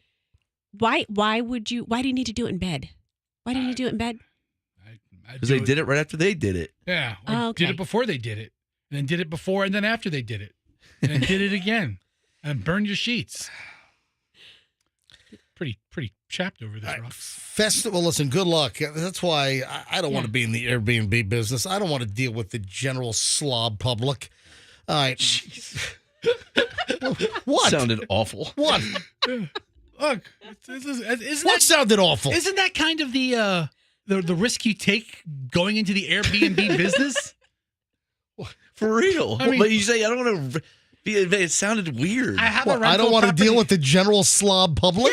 Yeah, but exactly. He's right, Froggy, and he's not in the business. Does that make me sound like a misanthrope? No, but Roxanne wants to deal with the general slob public, and then when they're general slobs, she's like, oh my God, why are there slobs? We've never had that happen. So this is our first, experience like this. All right. Hey, we have Rolling Stones tickets we'll give away in the 9 o'clock hour. Yep. So a little over an hour from right now, we're giving away Rolling Stones tickets. This is for the big show next summer in Orlando at Camping World Stadium. Tell you what, General RV ought to move in on that action. Should be General RV Stadium or something. Camping World can barely keep the doors open. They have the name on the stadium. What a dump. Dude, I just dumped that. Oh, okay. I just dumped that. That famous guy owns that place. What's his name? Anyway, so nearly bankrupt the place. Fester, what are you trying to get? What? Are you trying to get sued? By whom? Look, by the place you're disparaging. Guy. All of this is opinion. All right, great, so big deal. We'll give away Rolling Stones tickets next hour, 9 o'clock hour, right here on the MJ Morning Show, and also. At 9:10, the must-hear story at 9:10 is a major mistake made by a member of the morning show. It's Roxanne. Wow, there goes the mystery. Roxanne made a major mistake. And I want to do the story at 9:10 because I want the younger listeners not to be listening when we talk about the big mistake that Roxanne made. So that's on the way here on the MJ Morning Show on Q105. Stand by. Now, Fester, you had a problem. You took your kids to a movie. Which night was this? A Saturday night. took your kids to a movie on Saturday night. It's been a long, long week around the house. I haven't been feeling well. Kids have been troopers. They haven't done anything even remotely fun all week. All right, can you make that noise that you made for me over the phone here? All right, Fester, 3, 2, 1.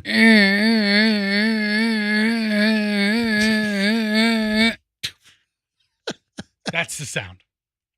The hell was that?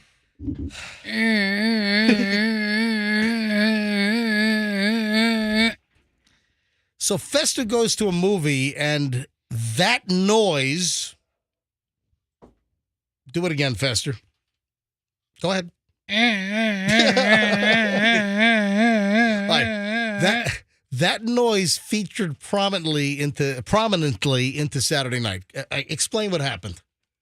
So we take the kids to a movie. Allison and I are thinking, what can we do for the kids? Oh, they've been so good all week, and I've been feeling like crap, and they've been great kids, and let's take them out somewhere. So you took them to The Exorcist, right? Is that still in theaters? I think so.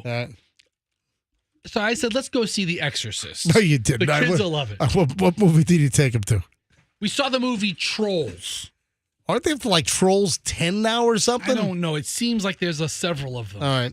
And I thought that came out a few years ago. Okay, this is like the Trolls band together. There's like a new Trolls movie that's out. Okay.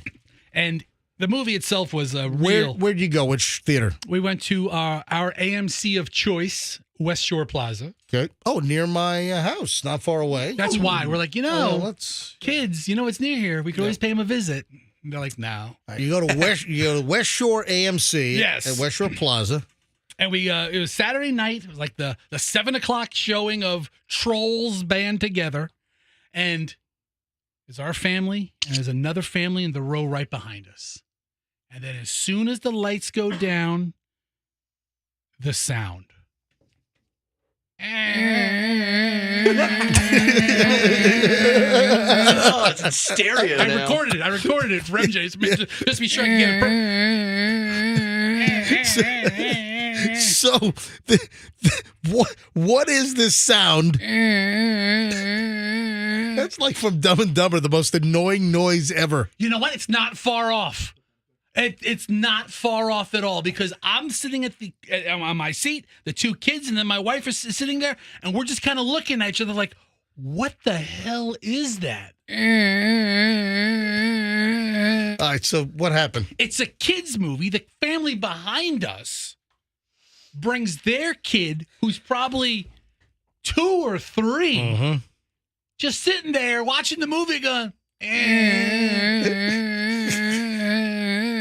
why? The whole freaking movie. God. I kind of look over my shoulder occasionally, and then my wife looks over her shoulder and actually makes eye contact with the mom, and the mom's like, she's just really excited. And Allison's like, get her out of here. Maybe she had an issue or something. So then that's the other side of it, Froggy. I mean, I don't want to complain and the kid have. What if the kid had some kind of a cognitive or some kind of an issue? Yeah. Then maybe there'd be a acceptable excuse. I don't know. What if the kid did it? It's just a pain in the ass kid going. What is the point? Want to hear the most annoying sound in the world?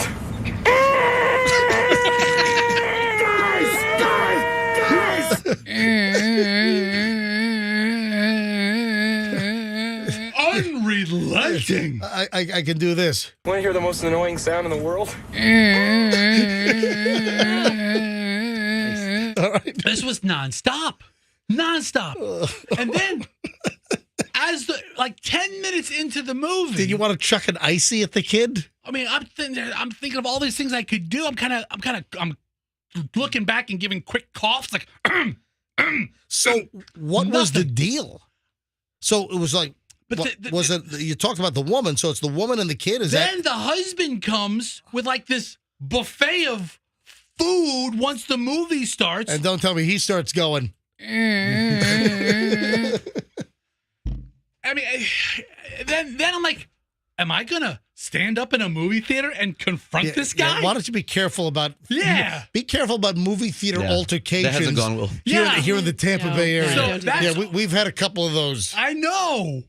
And that's all I think about. I'm spending half my movie thinking about, if I tell this guy to shut his kid up, he's probably going to shoot me in the middle of the theater.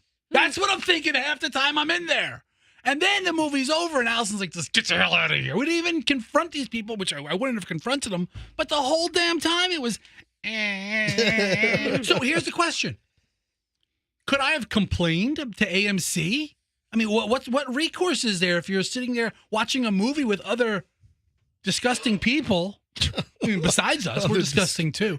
But, other disgusting people. The entire experience was, on the one side, it's Trolls movie. If they're listening now, they know exactly who we're talking about, right? Oh, they know they're terrible people. Well, hold on. What if the child has a problem?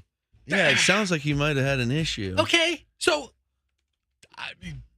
maybe you, I don't know. Don't bring him to the theater? I don't know. Maybe if you get a couple of rows back. You're sitting in the middle. I mean, if you're in a place that's supposed to be, they have that little silence is golden. They have that whole little Nicole Kidman montage before the movie. Shut your phones off. What? Put a muzzle on the kid. Yeah, seriously. Shut your kid off so it doesn't go. They ruined the movie? I'm sure. Well, if the kid. Now, here's the thing. My kids were oblivious to the whole thing. They didn't hear the kid at all. We're talking in the car driving home, and Hadley's like, I didn't hear it. It was like a frequency that only dogs can hear or something. I heard it.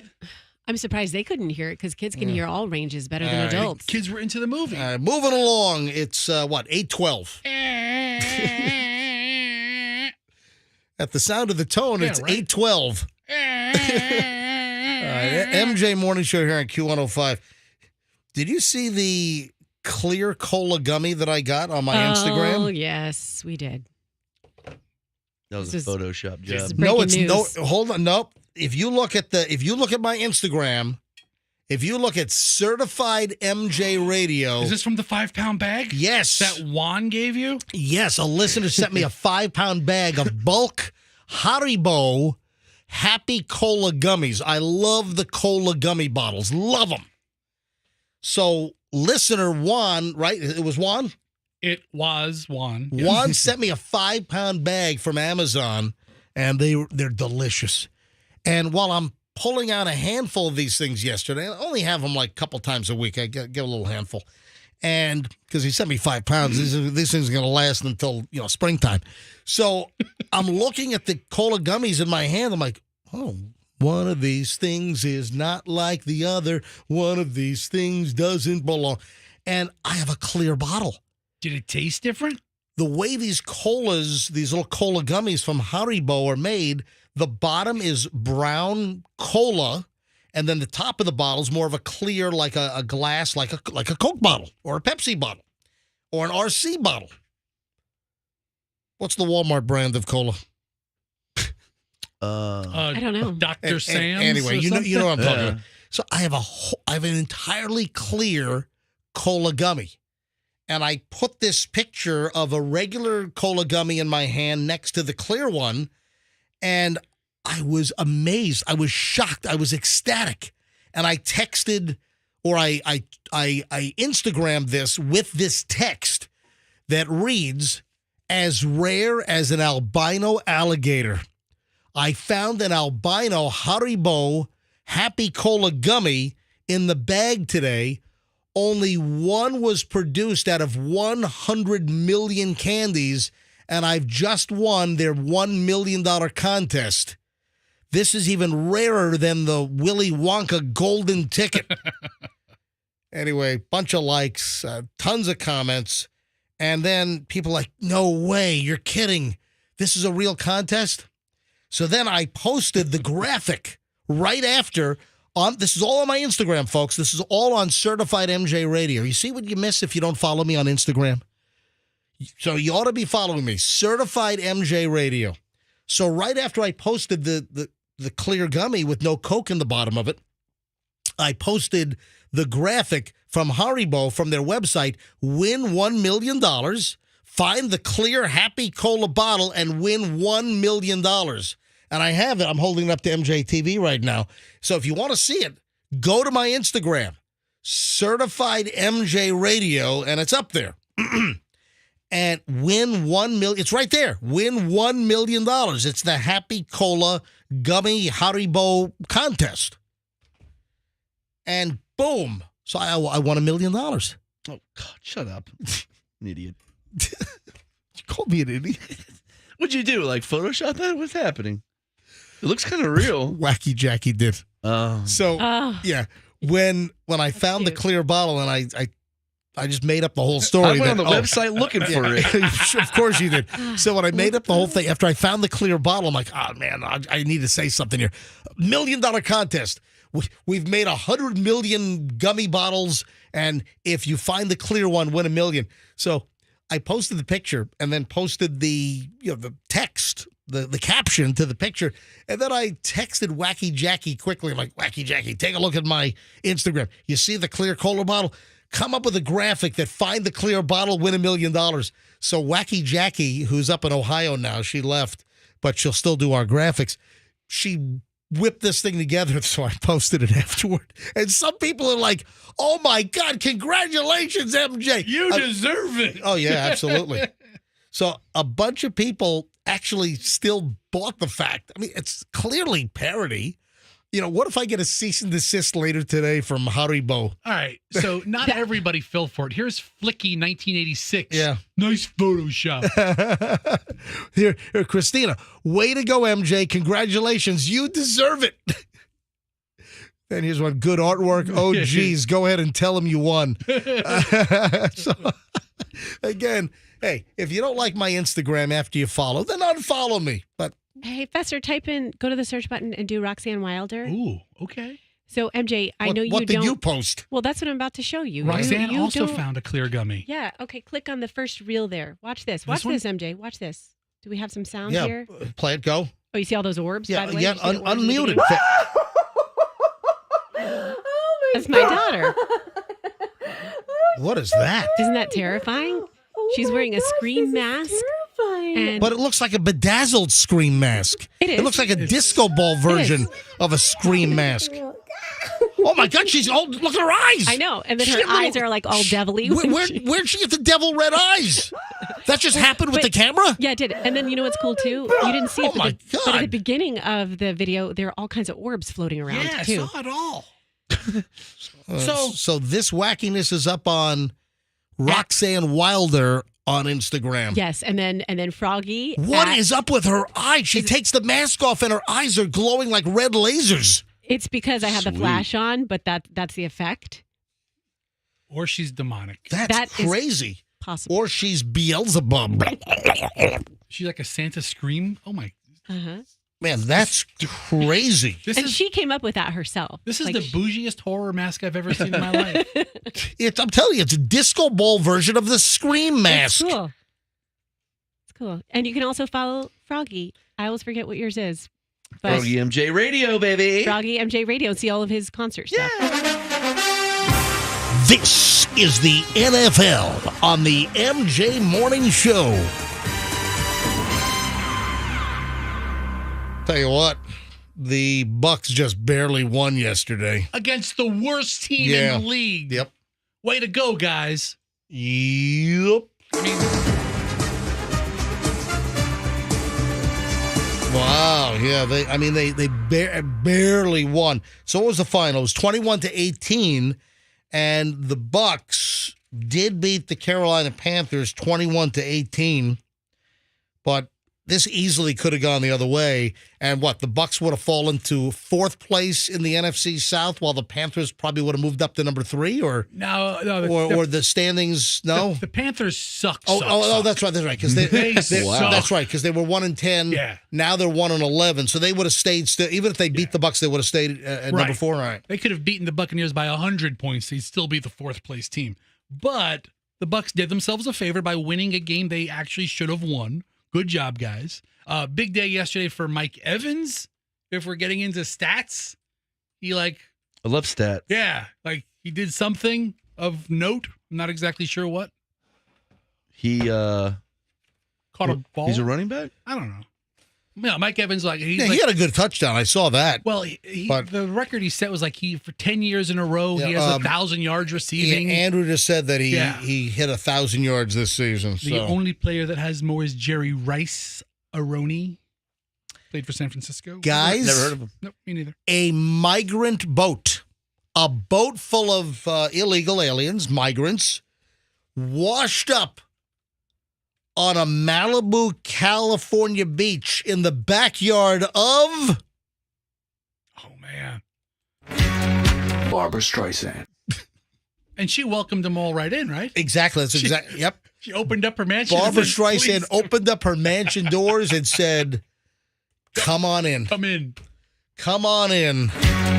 Barbara Streisand. That's right. So Malibu is far from any other country, right, for a boat ride. Malibu is quite a distance up the coast from, let's say, Mexico. What country did they? Were they Mexican? No, they came over from China. I don't know. Yeah, that's the next country they I would think floated of. across the Pacific for the last 7 months. That's the next country that makes sense. On a floating piece of plywood. Now, a boat full of over 24 illegal immigrants washed up on a Malibu beach right near the $100 million oceanfront mansion of Barbara Streisand. That's crazy. Right. Very vocal. And if you remember this, Barbara Streisand, very vocal against building a border wall. So the question is, with these migrants, with dozens of these migrants floating up on the beach, do you think that Barbara Streisand welcomed them in with open arms like Journey?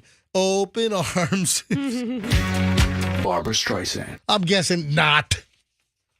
Yeah, video footage shows the migrant boat landing near her 19-bedroom, $100 million Malibu estate. Is it a Vanderbilt estate? What the hell? Yeah.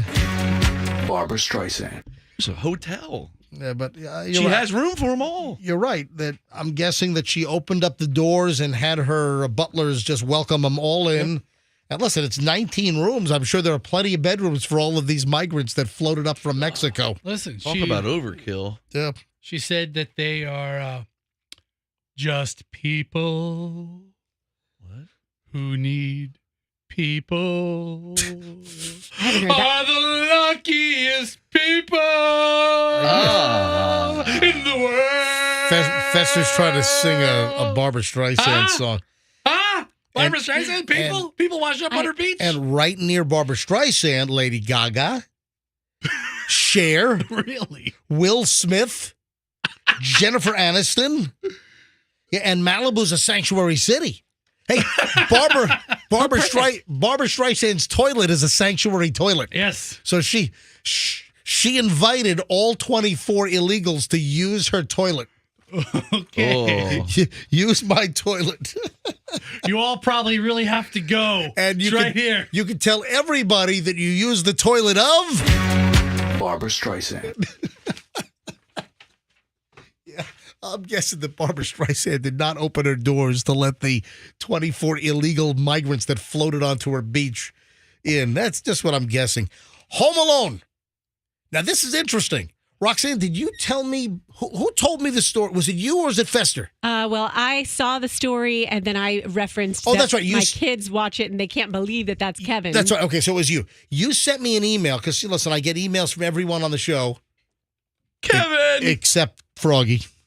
Yeah, I don't do emails. Froggy sends me no prep whatsoever. I do all my brilliant work in studio. It's all live. I get paid 6 to 10 and no else. That's it. Not That's a it. minute after. Good for you. And how many stories did you publish last month on mjmorningshow.com? I've retired from web posting. I guess so. Completely retired. Roxanne sends me an email. It's like, oh my God. And because you saw the story, I saw the story, so the timing was perfect.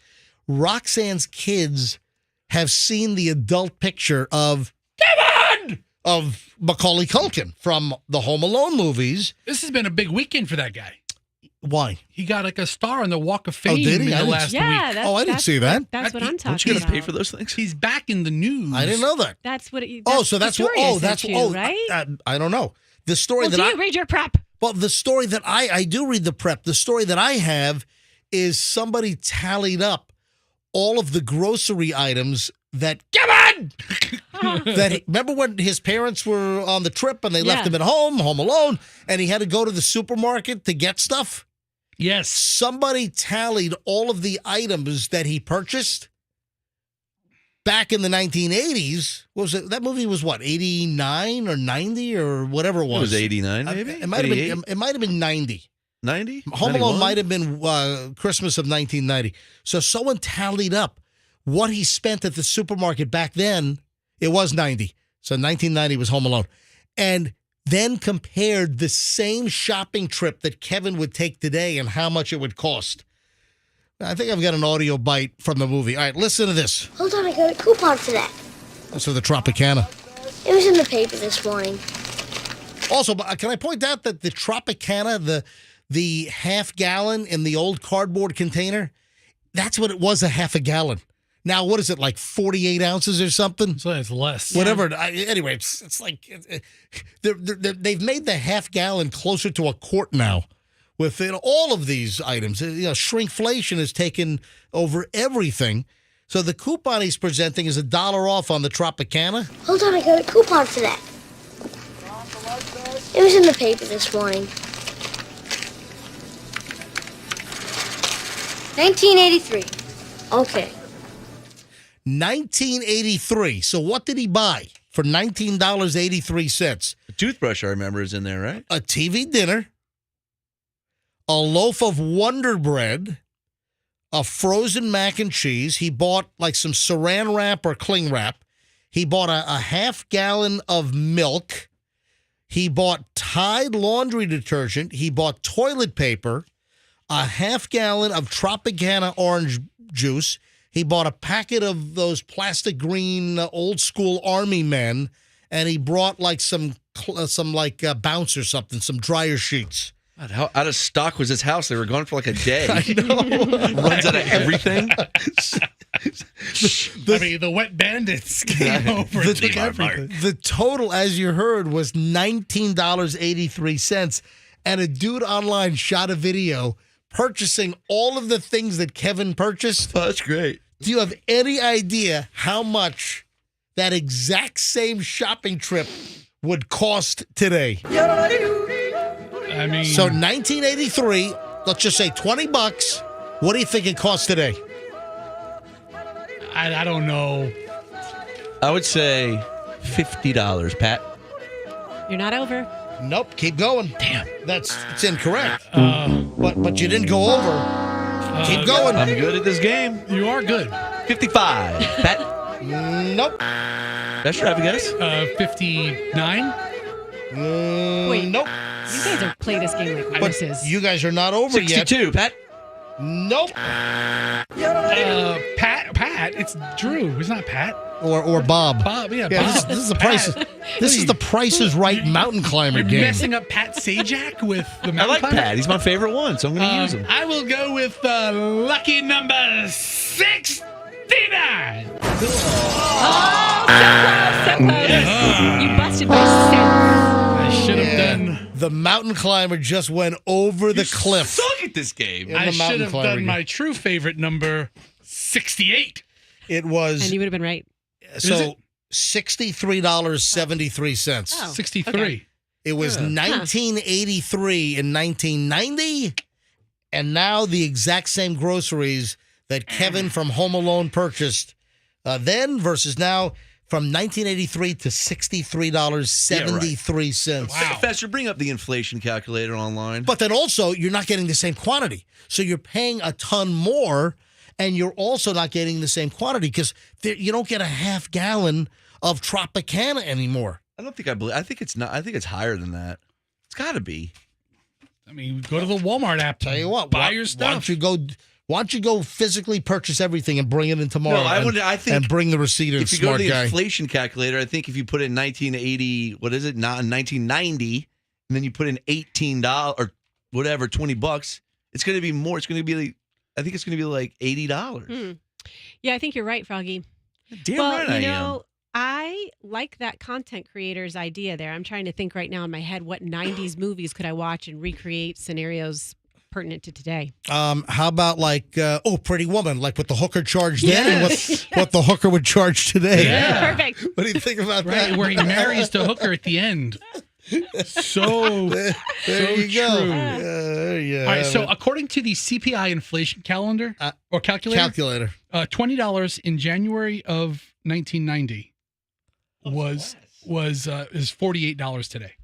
According to the Consumer Price Index, the U.S. Bureau of Labor Statistics, they're getting $20 back then is $48.30 now. Let me put December. Now, this guy got $63, 63 and change. Wow. Inflation calculator never lies.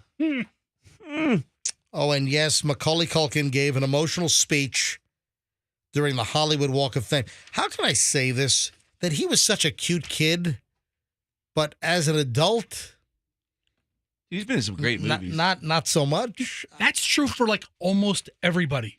You guys are party monster. True. MJ has this picture. No, MJ has this picture of him as a kid, like with like his messy face and the black and white photo. Oh, with yeah. your curly hair. Such a cute kid. I was Look cute. at you now. And I turned into this hideous beast. Oh, yeah. it's like a dwarf ogre. Catherine.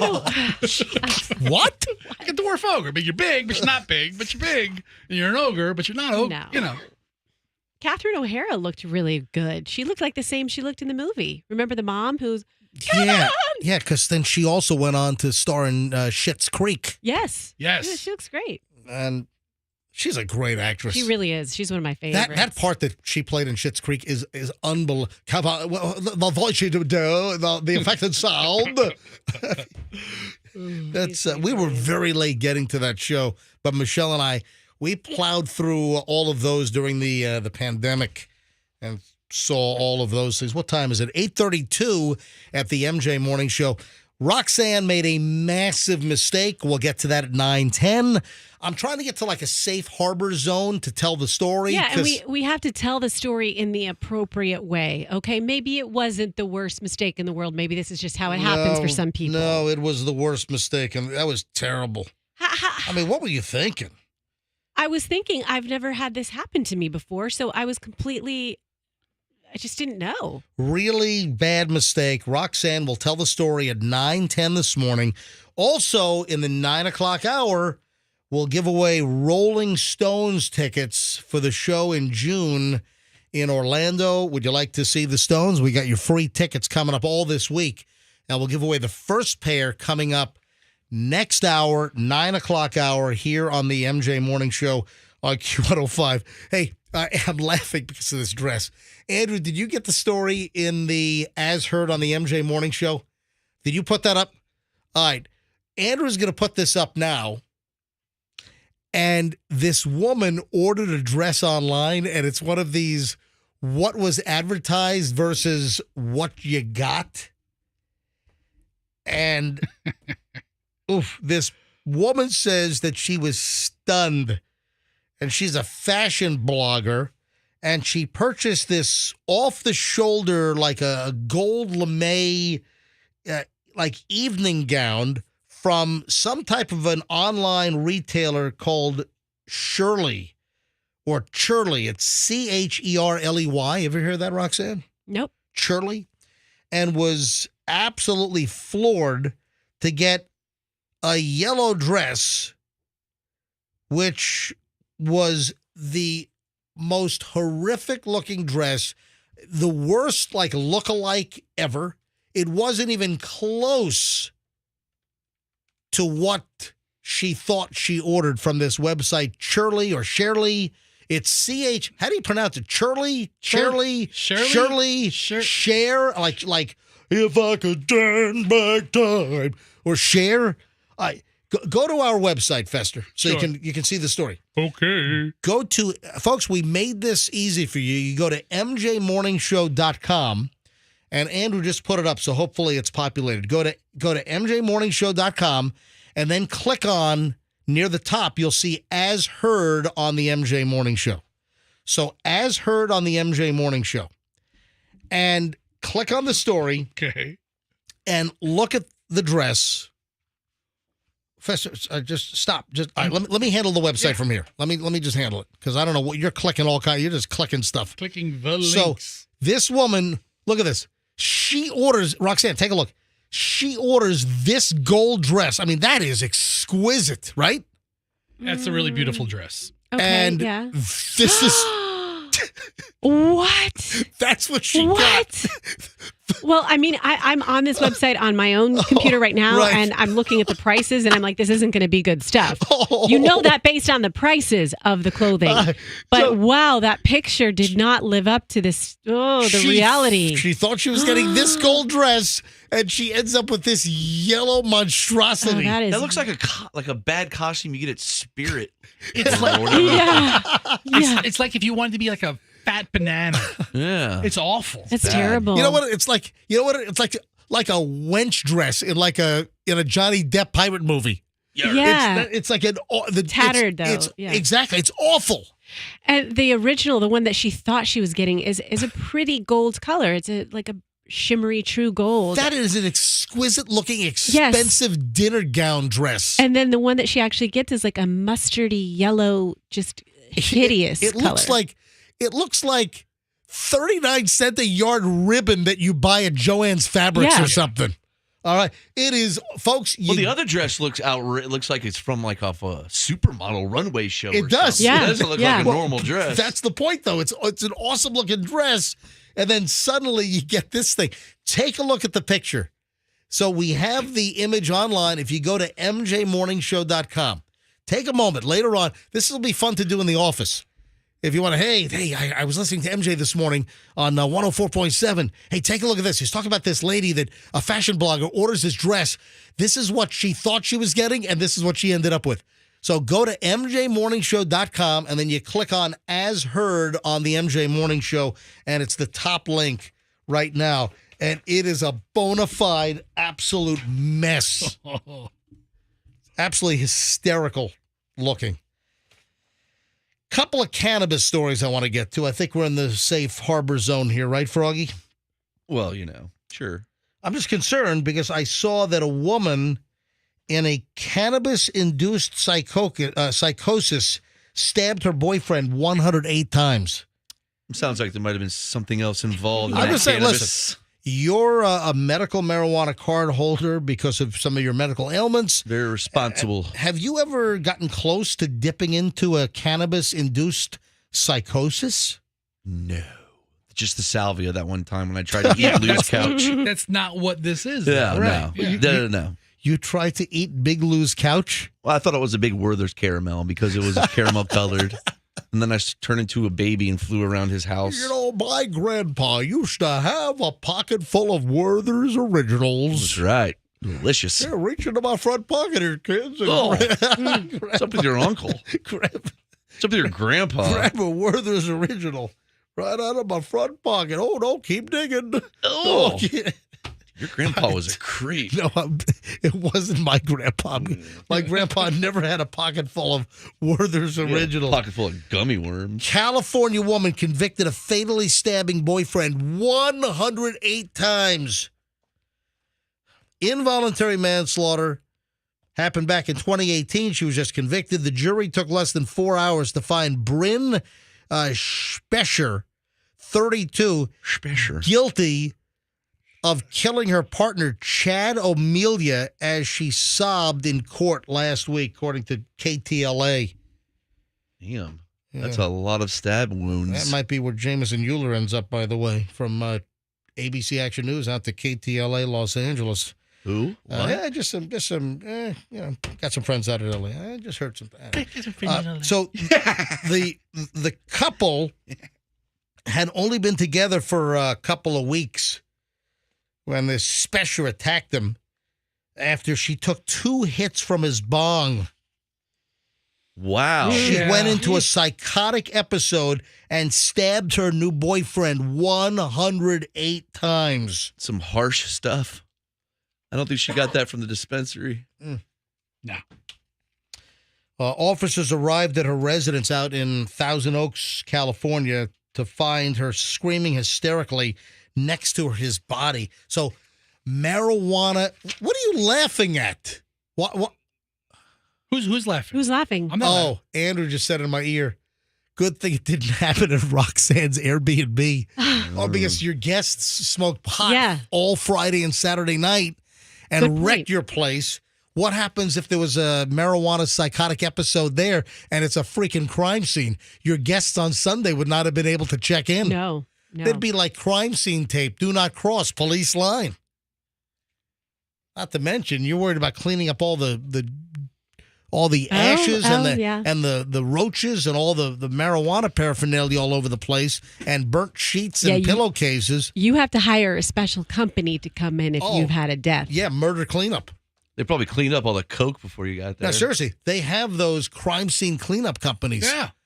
Where they clean up like. Yeah, I follow one on Instagram. Dude, it is. I don't know, Froggy. I don't. Dude, that's as far as I'm going. There's an Instagram page you can follow of a guy who does it. I don't want to hear it. I don't want to hear it. That's as far as I'm going. I wasn't going to say anything. God, chill, Karen. There's another THC story. A driver ate gummies containing THC, and he's a bus driver. Oh. Passed out on the highway. Damn. A commercial bus driver fell asleep on a Connecticut highway. 38 passengers on board. I guess it's one of those like charter bus companies. Yeah. Fell asleep, and the bus kind of drifts off to the side.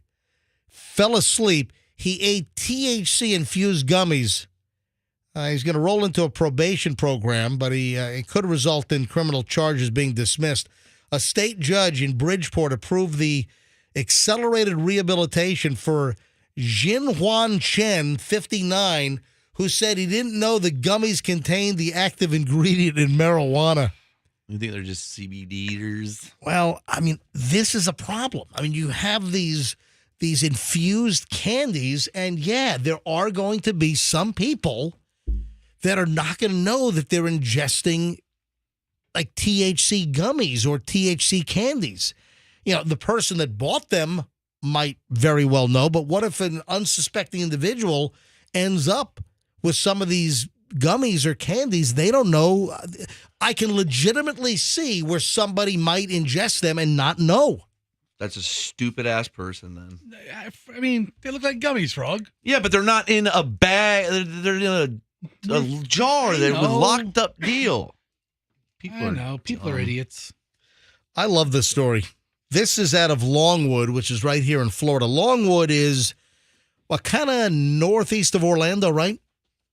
Longwood, kind of on the way to Jacksonville. Yeah, like Winter Springs area. Yeah, Castleberry. Yeah. Probably north of Altamont Springs. North of Maitland and Altamont Springs. Yeah, so Longwood, Florida. Listen to this. And this is why I call BS on psychics. A car crashed into a Longwood psychic shop yesterday while the psychic was delivering a reading. All right. Now, come on. It's so obvious. Too obvious. Why didn't the psychic know that a car was about to crash through the front of the store? Give me a freaking break. What kind of psychic are you? Now, if the person that was getting the reading when the car smashed through the front of the psychic, is that person sticking around? Or is that person saying, what the hell am I doing? A car just crashed into the psychic store while I'm getting a reading, and the psychic had no idea that the car was coming? What kind of psychic is this? Does the person get their money back? I mean, the psychic had one job. Here's the story from WKMG. What is this? Click Orlando. A car crashed into a Longwood psychic shop on Sunday after the driver had a medical episode, according to the Seminole County Fire Rescue. Fire officials said the car crashed into the dining room area of Madam Catherine Fortune Telling. She has a dining room? She's a psychic with a dining room? I think it's in their house or something. So her storefront is like her house. So she lives... Hey, listen, one of my favorite pizza slices is a house in the Bronx. Louie and Ernie's Pizza in the Bronx. The pizza shop is downstairs, and there's the house is right upstairs. Yeah, but if it was Louie and Ernie's psychic house, you'd at least think they'd know when somebody's going to hit it. So the car crashed into the dining room area of Madam Catherine Fortune Telling at 1001 South U.S. Highway 1792. This is the worst psychic ever? That's what I'm saying. The Seminole County Fire and Rescue told Channel 6 Orlando the driver was taken to the hospital as a trauma alert, had some kind of seizure, no other details. That's all I have. But hello, worst psychic ever, not knowing that they're about to get hit by a car in their psychic store/house. Seriously, who goes to a psychic that had no idea that a car was coming? Okay, so what kind of psychic skills could you possibly have? I'm glad you asked. Madam Catherine has a 4.2 on Google reviews. Fester's on Google reviews right Somebody's, now. Medea here says that Medea. Medea? Medea. M-A-D-I-H-A, Medea. What's that actor's name that does that? Tyler Perry? Yes. This person, Madam Catherine, cleansed and aligned my chakra. Roxanne, what's a chakra? A chakra, okay, you have chakras going from the top of your head down to your root chakra. Ooh. Your root chakra is like at your base, it grounds you. And then above that is your sacral, I believe. That's orange. Then in the middle, it's your navel. You know then your way heart too much. chakra, That's it. Just then you your know. third eye. I'm sorry. And you want them all in balance. Fester, I'm why? sorry, I thought I was going to get like a 2-second answer. God, I would rather hear. Chakra. I would rather hear that. You asked. I have an answer. I didn't know it was that long. Thank you for the extended version. Thank you, Roxanne. She also has legit chakra oils. And then this last one says complete fraud. Literally spent $800, didn't tell me anything. $80. Oh, 80. Yeah. Complete fraud, literally spent $80, didn't tell me anything, and expected me to keep paying for services. The biggest waste of money I've ever had. Feel bad for vulnerable people who keep going to keep hopes up. When was that? That was 4 years ago. 1 star 4 years ago. I don't know who goes to psychics. I don't get it. You know, listen, if you believe in that, I guess you get what you deserve. Like a car smashing it. Like a car smashing through the damn place over in Longwood. I see something very impactful happening in your life. Yeah. Right? All right, 8:47 at the MJ Morning Show here on Q105. Wow. Roxanne, you got to stop going to psychics. MJ, what are you talking about? Why do you perpetuate BS? Didn't go well last time. I've been one time in my life, I shared the experience. I went begrudgingly, and I just had an open mind to it. I shared it, and you're you're marketing me as some kook who believes in every psychic on every street corner. So I apologize. Inaccurate. I apologize then if I've misconstrued that. All right, when we get back, we got a loaded chunk, including Roxanne did make a big mistake. You admit you made a mistake. Oh, of course I did. All right, Roxanne made a big mistake. But it's a meant to be thing. It's happened. I don't know. Anyway, we're doing this at 9:10 because we just don't want like kids listening. It's it's not obscene content. It's not risque content. And it's just the subject matter I wanted to do later in the show. And if there happens to be a rogue child listening who's not in school, nothing bad will happen from them hearing about this. The way that we will present this. You screwed this up. All right, it's on the way. Plus, we'll have Rolling Stones tickets next hour here on the MJ Morning Show. We got a lot of stuff we got to get to. I'm looking at my pile. We got a loaded final hour next, so make sure you keep listening here on the MJ Morning Show on Q105. I went to...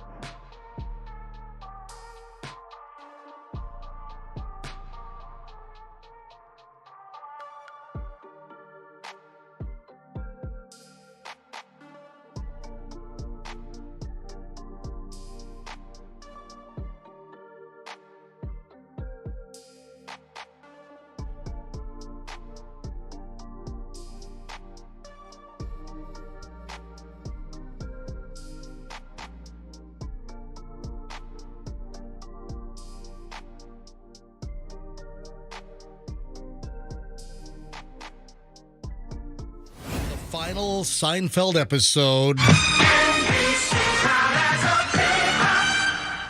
think that was a little earlier than the end of Seinfeld, but time of your life. Little Green Day. All right, so, hey, Roxanne's back and Fester's back. Oh, Froggy's walking in now. I was just concerned that you guys would be way late because that was only like a 2-minute and 10-second song. Yeah, I refuse to be around when that song's on. Say it again.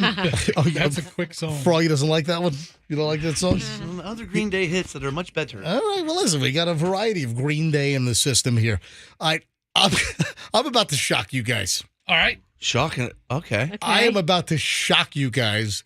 In fact, Fester was in the hallway, and I told him to stay away for a few minutes because I had to bring up a story and a picture. I want you guys all to gather around Fester's computer right now. So, Froggy, drag your mic over to Fester's computer. Gather round. Gather round, children. Gather round. So, what are you doing? Dragging my mic. Just like you said. Just drag this mic on top of the computer monitor. All right, let's go. Let's shock. All right. I'm about to shock you guys with a mugshot from a story out of Southwest Florida. So this, and Andrew, you got to get this thing. I'm going to give you the details. You got to get this posted. Man arrested for illegal possession of a firearm. This even has a rib joint called Rib City involved in the story down in Fort Myers. All right, Fester's breath is really bad. How long do I have to stand? All right, come on, hurry up. Here we go. Yeah. I'm going to it right now. Look at this mugshot of this guy that was arrested and go.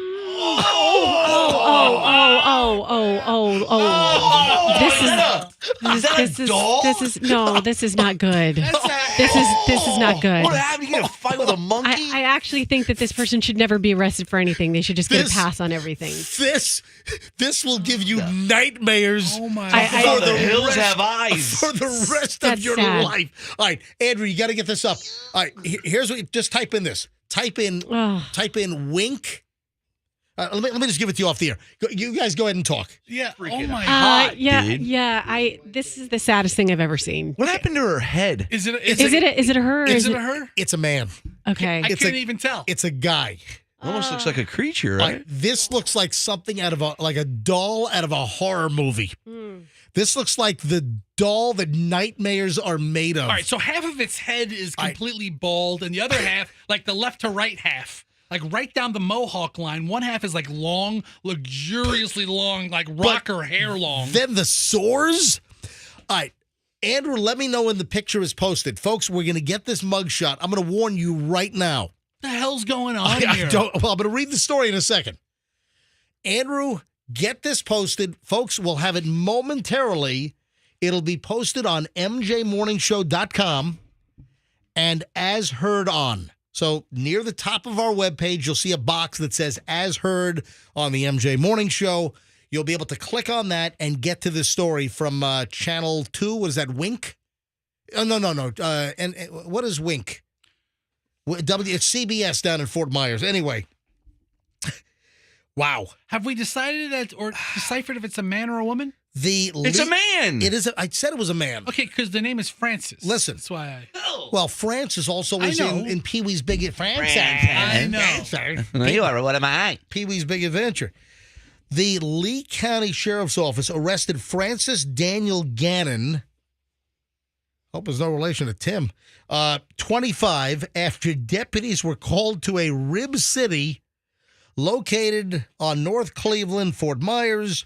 According to the Lee County Sheriff's Office, a woman was found at the restaurant with a gunshot wound to her right forearm and bicep. She was later transported to Gulf Coast Medical Center for treatment.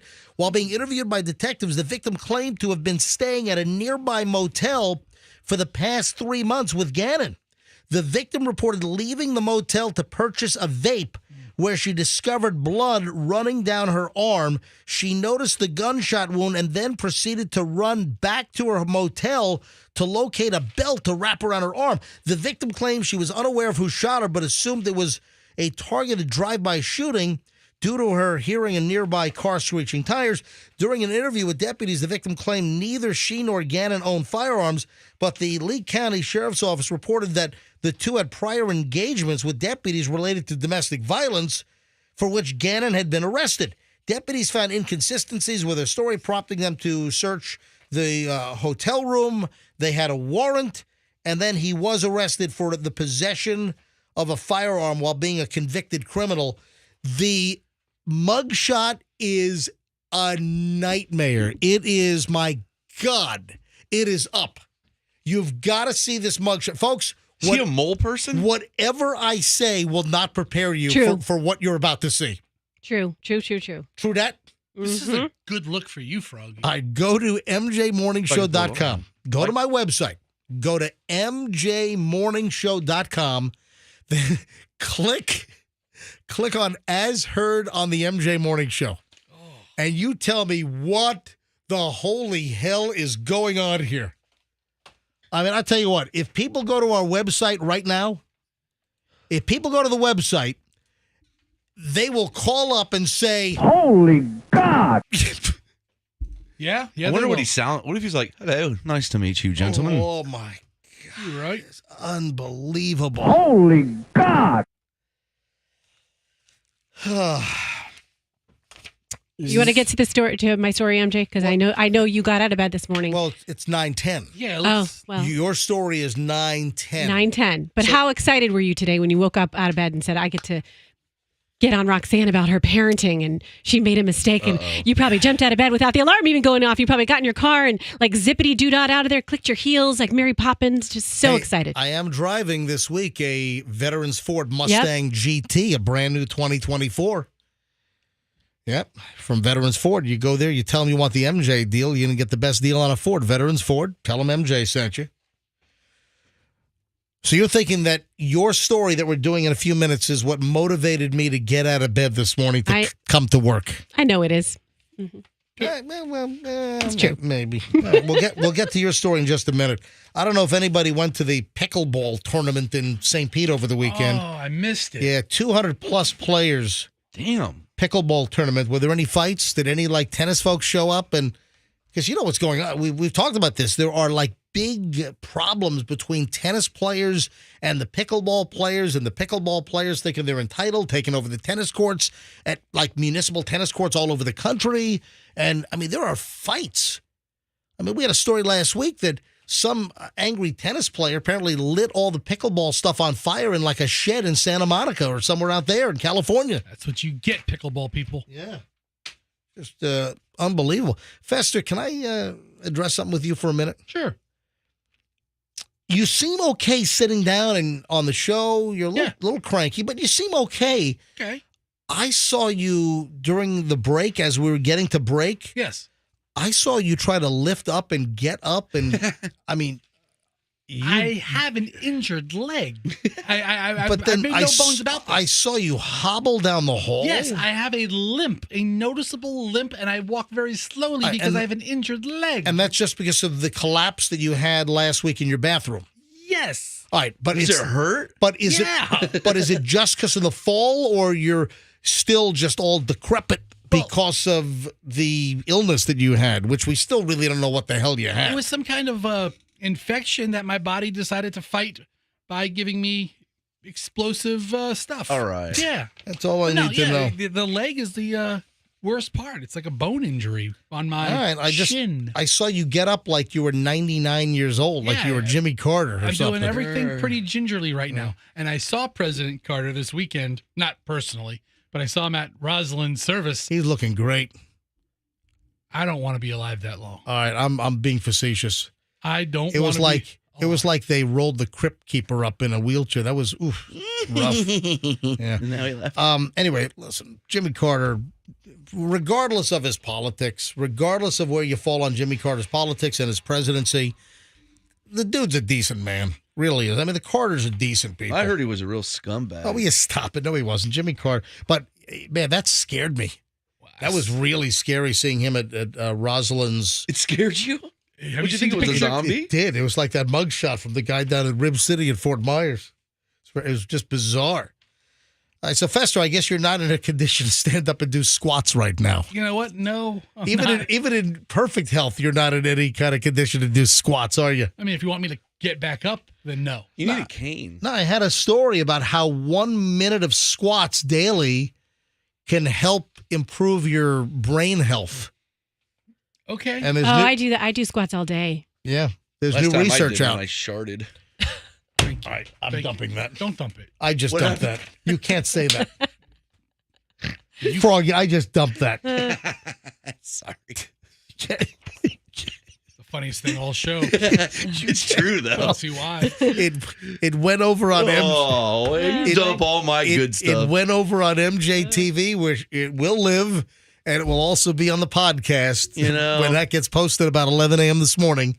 But I dumped that off the federally controlled airwaves of WRBQ FM HD1 Tampa, a Beasley Media Group station.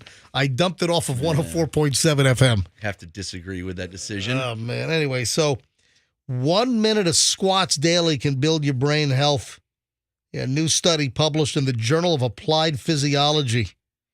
1 minute of squatting every so often during extended periods of sitting can help cognition. Can I tell you guys a story about squatting? I don't know if my mom's. What, at a house? No. Would you want squat at a house while people were on vacation, and they came back and you were cooking meth in the back kid's bedroom next to the bassinet? Okay, my mom is. She's in her 70s. She looks amazing, and I'll be the judge of that. Do you have a picture? Of course I do. And so she had hip surgery.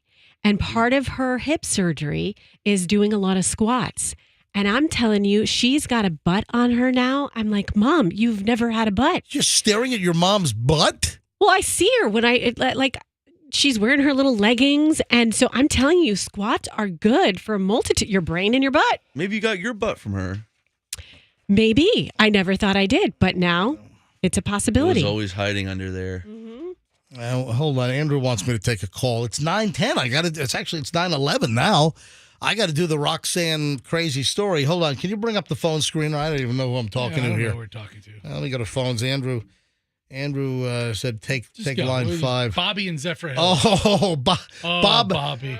Bobby. Hello, Bobby. Bobby's in Zephyr Hill saw the mugshot that we were just talking about that is going to scare the daylights out of you.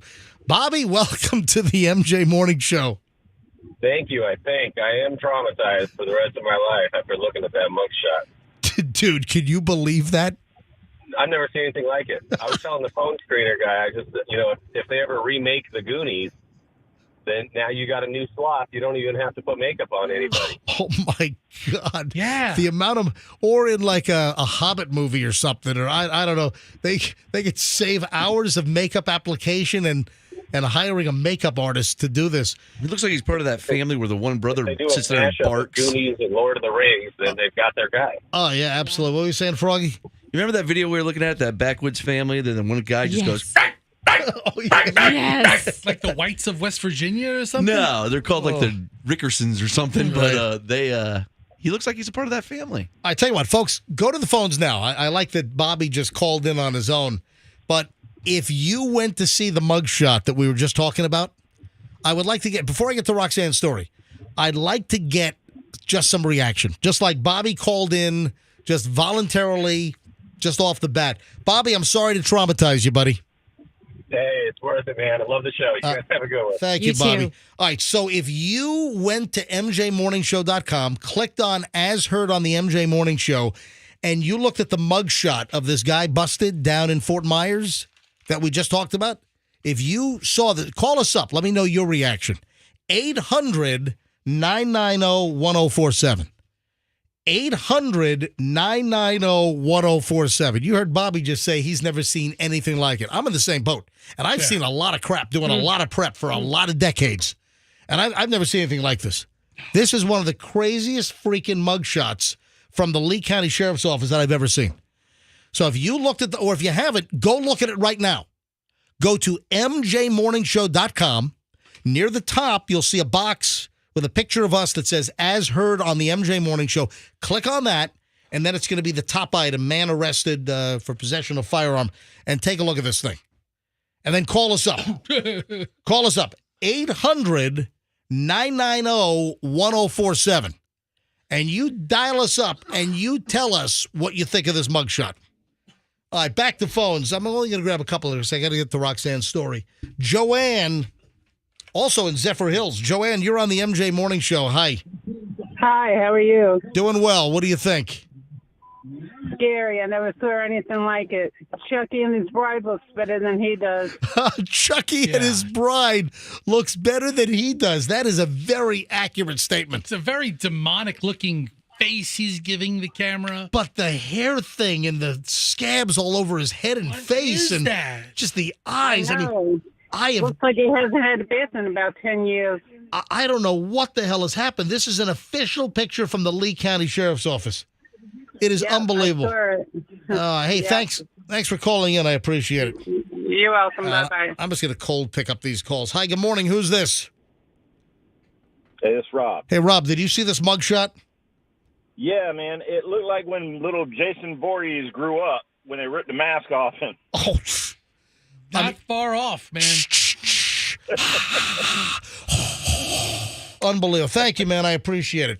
Let me go to line 2. Bring up the screener again, Fester. Hold on. Yeah. All Let you right, pick thank him you. up cold. Let's grab Angela in Weeki Watchie. Angela, did you see this or what? I did. Good morning. Is that scary as all hell? It is scary, but he reminds me half of a messed up version of the Cowardly Lion. It's the Cowardly Lion on meth with all kinds of meth scabs and sores and shaved half a mane and everything. She's got mange. A mange. Thank you, Angela. Troy's in. We're getting a lot of this. Zephyr Hills, Weeki Watchie, a lot of same callers. Yeah, Troy's in Weeki Watchie as well. I had 2 Zephyr Hills in a row. Now I have 2 Weeki Watchies in a row. Troy, you're on the MJ Morning Show. What do you think of that mugshot? Man, if the Elephant Man had a brother, you're looking right at it. Oh my God! Tell you what, the Elephant Man would win the Golden Bachelor or whatever. Thank you, Troy. One more on this. Let's go out of state. Looks like James in Columbus, Ohio. James, you're on the MJ Morning Show. Hey, that is freaky. That looks like the guy from RoboCop that went in the toxic waste. Now I know where he retired to, Fort Myers. Oh, man. It went to Rib City and shot his motel partner. Thank you. Have a good day, buddy. You too. All right, that's enough. Folks, I'm telling you, go take a look at this. 9:16 at the MJ Morning Show. I'm running a little late, but you know what? I want to make sure no kids are listening. Because they are, because middle schools don't start until 9:40. Yeah, but they're beyond that at this point. I'm not worried about the middle schools. I still am going to tell this the right way. Well, the right way, the true way. The true way. All right. It has to do with Roxanne and Elf on a Shelf. Roxanne, you tell the story, and if I need to interject to fill in holes, I will. Go ahead. Oh, I'm sure you won't stop yourself if you feel that you need to interject. Okay, so my daughter and I... Oh, is that a jab?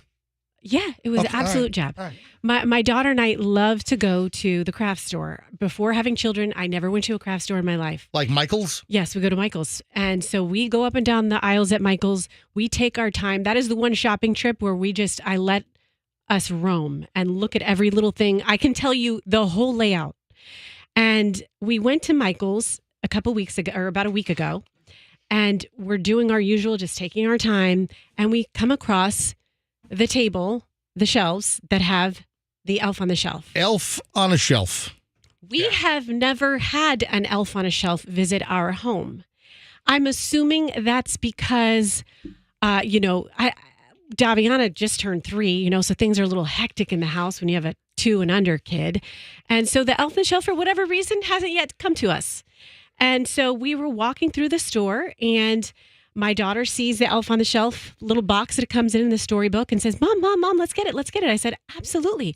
I know about these Elves on the Shelf. I've seen them on IG. I know they go and do little cutesy pranks around the house and hide in funny places. They're mischievous. And they're magic and mischievous. I know about them. Okay, yes, let's do it. So we go home. We show Daviana. We open up the book. We read the story.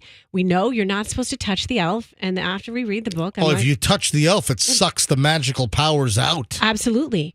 And so we shut the box, shut the book. And if you're bad, the elf does not move overnight to another location in the house. Exactly. Yep. So when I shut the box and we went to dinner that night, I was shocked when we came home and the elf had moved out of the box, climbed out of the box. Was smoking a joint. No. Was perched on one of the shelves, and we were all shocked. I'm like, oh my gosh, because I didn't grow up with an elf on the shelf. And I had kids later in life. This is all new to me. So the elf moved while you were out. The elf moved while we were out. What time frame was this? Well, that's just, I mean, as soon as we left the house at 6 o'clock to go to dinner, we came back and she had gotten into her first spot. Okay. Okay. And her name is Noelle. Hold on. The elf is a male. No. No? It's equal opportunity. Yeah, gender fluid. Yes. No, it's a they, them elf. No, it's a female. My daughter thinks the elf is a female. My Okay. son thinks the elf is a male. Okay. Well, All right. mine is a short-haired female. It's named Pat. Looks like Sandy Duncan. Good kids. So Isn't the elf supposed to move overnight, though, while they're sleeping? Yes. So And- why would the elf move while you were at dinner? Because that's Seems how like magical it was. Seems It like climbed- another violation. No, climbed right out of the box. All right. Because we had just taken it home and adopted Okay. it from Michael's. Let's go. Okay. So then she comes home from school on Thursday in a rage. This is my older daughter. Because 6-year-old. she talked about the elf to her other friends. And of course, her friends at school probably, they also have elves on a shelf. Not other friends. Yes. The whole entire class. The whole class. She came home and said, Mom, now mind you, I've already made up so many, not made up, but I mean, made my own assumptions about why I didn't have an elf on the shelf. And that thought is because the population wasn't as big back then. It wasn't a thing until like 2000. Exactly. So you know that window wasn't our time to be growing up. No. So then she says, Mom, you need to explain to me why everyone in my class got their elf from the North Pole and mine is from Michael's. Yeah. On Dale Mabry. Where's Hillsborough. Hillsborough? Yeah. All right. Like 10 area locations. I got you. That's brutal. Wow. So I went into Google mode and I was like, words are coming out of my mouth. Roxanne, you're not supposed to buy the elf in front of your kid at Well, Michael's. Then guess what? They should The elf just shows up. That they should have the elf. But listen, MJ, I think what happened is I think that's overflow elves from the North Pole that need homes the same way you go to the pound to pick up a puppy. Those are sick elves. But what happens when, seriously, those are elves with fleas. Yeah. Those are elves with that RSV or something. The elf on a shelf became a thing in 2005. Is that when it was? That was the Okay. first year of elf on a shelf. But that elf has been around for a long time. My grandmother had that elf. That whole elf look. No, she didn't. Oh, yeah, no, that elf. the elf. Yeah, The elf itself has been around for decades. I mean, like 50, 60, 70. That elf has been around for a long time. It's just the whole story of the elf. Somebody concocted that, and it became really big in the early 2000s. You should get her a mensch on a bench.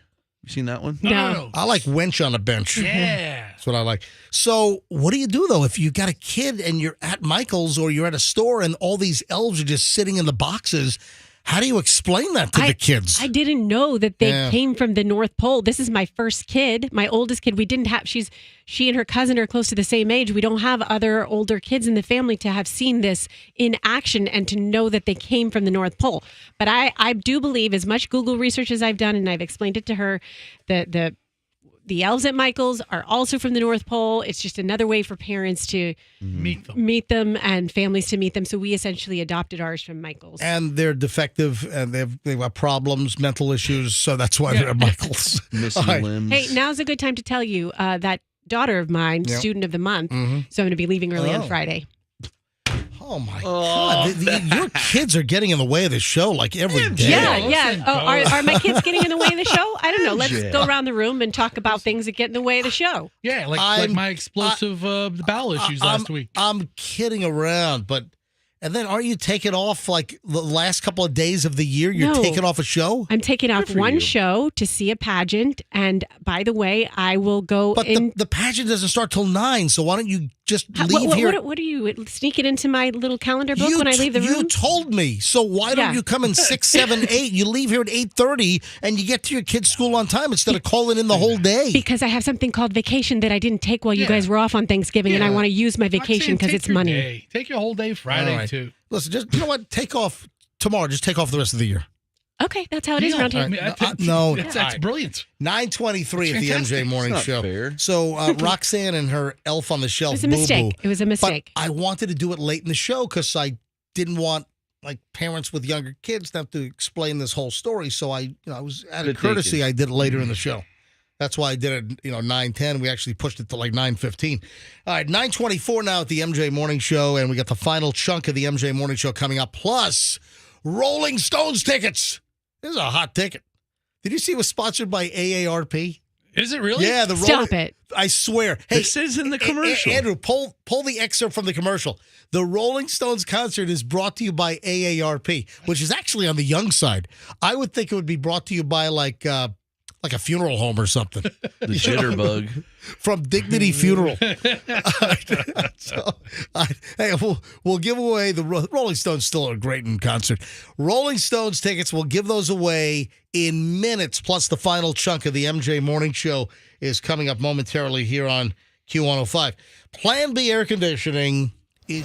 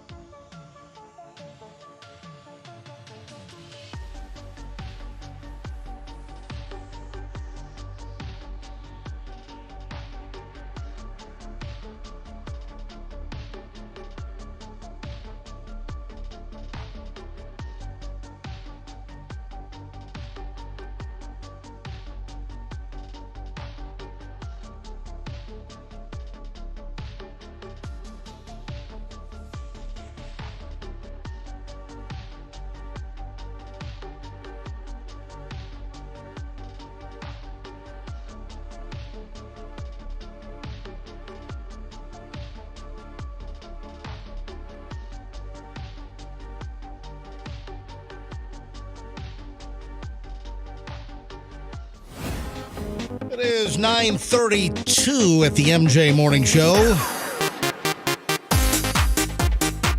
We will give away Rolling Stones tickets in just a matter of moments. I'm guessing I'm the only radio personality, the only show in America that is teasing Rolling Stones giveaway tickets while playing the Venga Boys. That's probably fair. As my rejoin bumper. That's right. Remember this was used in that Six Flags commercial where the old guy gets off the bus? Yes. Yeah, starts dancing around. I love that commercial. We like the party. We like the party. Yeah.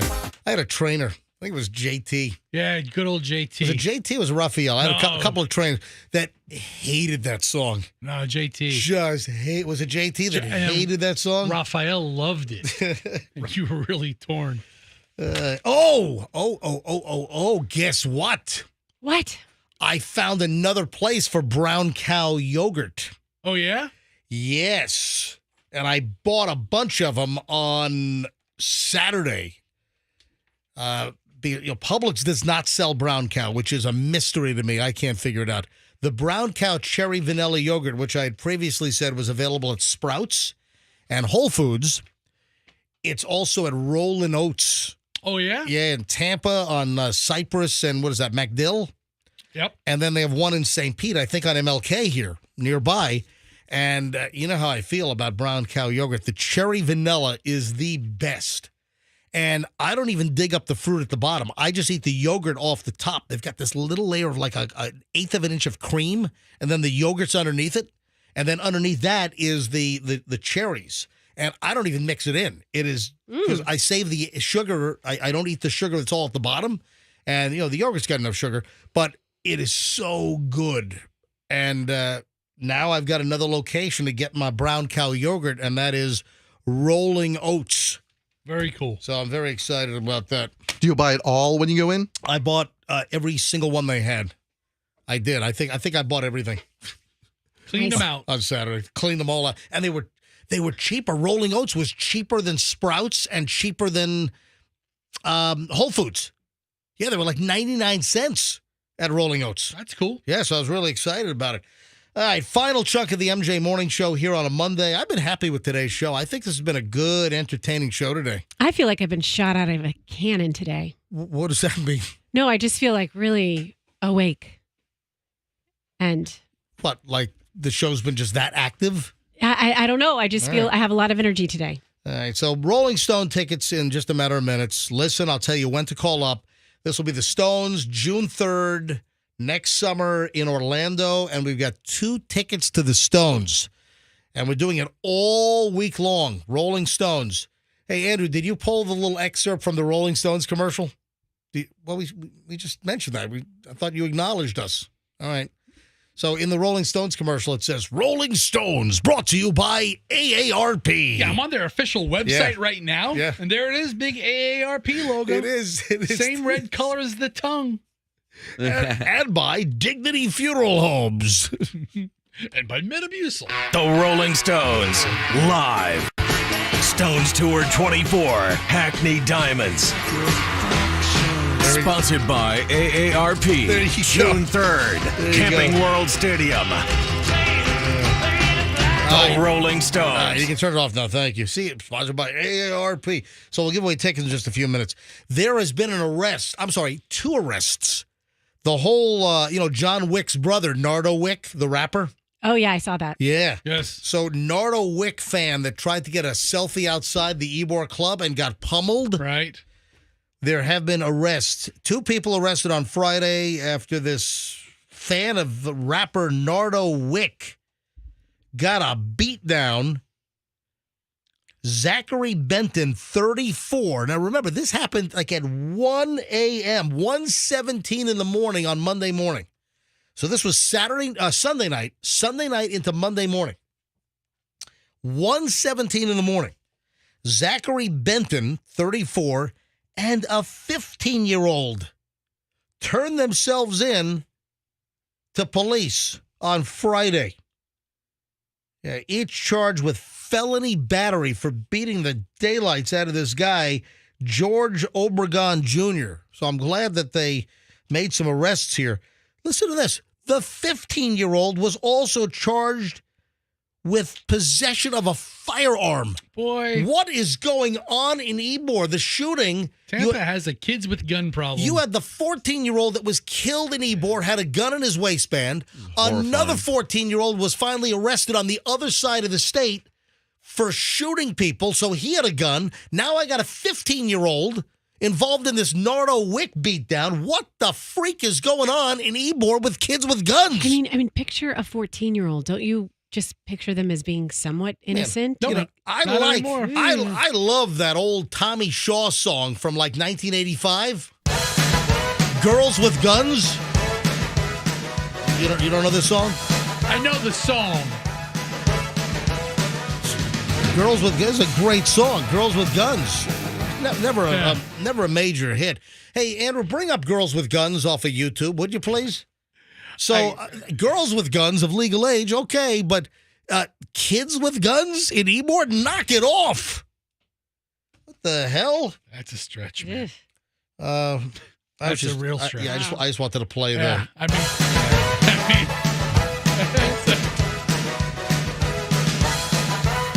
Anyway. Listen, Tampa has a legitimate problem with underage kids out at night with weapons. And TPD better figure this out fast. What the hell's going on? Remember that Nardo Wick was accused of like obstruction and allegedly not giving them information. At the time, 2 people who police reported appeared to be affiliated with the performer punched Obregon. But now, in a statement on Saturday following the arrest, Tampa police thanked the public for submitting videos of the incident, as well as anonymous tipsters that helped identify the suspects leading to the arrest. Obregon, the guy that was beaten down, and his family are thankful. Nardo Wick apologized to them. His management team later issued a statement saying that the 2 men who punched Obregon were not part of Wick's security team, nor were they directly connected to the rapper. But remember, he was accused of like holding back info because people thought originally that they were part of his like entourage or something. So anyway, Tampa kids with guns, this is a problem. Kids are looking to be alive. Oh, man, I'm on Nardo Wick's Instagram. Right. And he posts a picture of himself outside of a SUV at a Wawa. Yeah. And the commenters are blowing him up. It's like, my cousin's in the ICU because you're bodyguard. You need to do something about this. Sorry, a fan wanted a picture. Another one. The fact that you have low-grade security, you can't control their temper. Puts kids in ICU. Hey, can you call up JD, the Titanic fan, real quick? Yeah, this is national news now. Yeah. So JD, our Titanic buddy, this is made like the national wires about this guy that's trying to collect 1 million copies of Titanic. And, of course, we've had him on the show now for, a year? helping him build up his collection. And he wants to build the world's largest collection, which I think he's already achieved that because he's got like nearly 3,000 copies of Titanic on VHS, the double VHS set. And on Saturday, he was at some comic store in Largo, and he was asking people to stop by and drop off their copies of Titanic. So, Festa, do you have the number for him? Yeah. Just show me the number. I'll dial it up because you're not very good at dialing stuff. All right, here. Hand me the number. Let me call JD. It's at the bottom of that. All right. 727. I just want to know how he did. I meant to call him earlier during the show. Fester, pick up line 1 and tell me if JD picks up. I think he's got a job, but I think his hours are kind of loosey-goosey. Oh, there he is. Yeah, he's on hold. See if we could actually get an answer out of Put you him. on hold. MJ wants to talk to you about your thing this weekend. All right, here we go.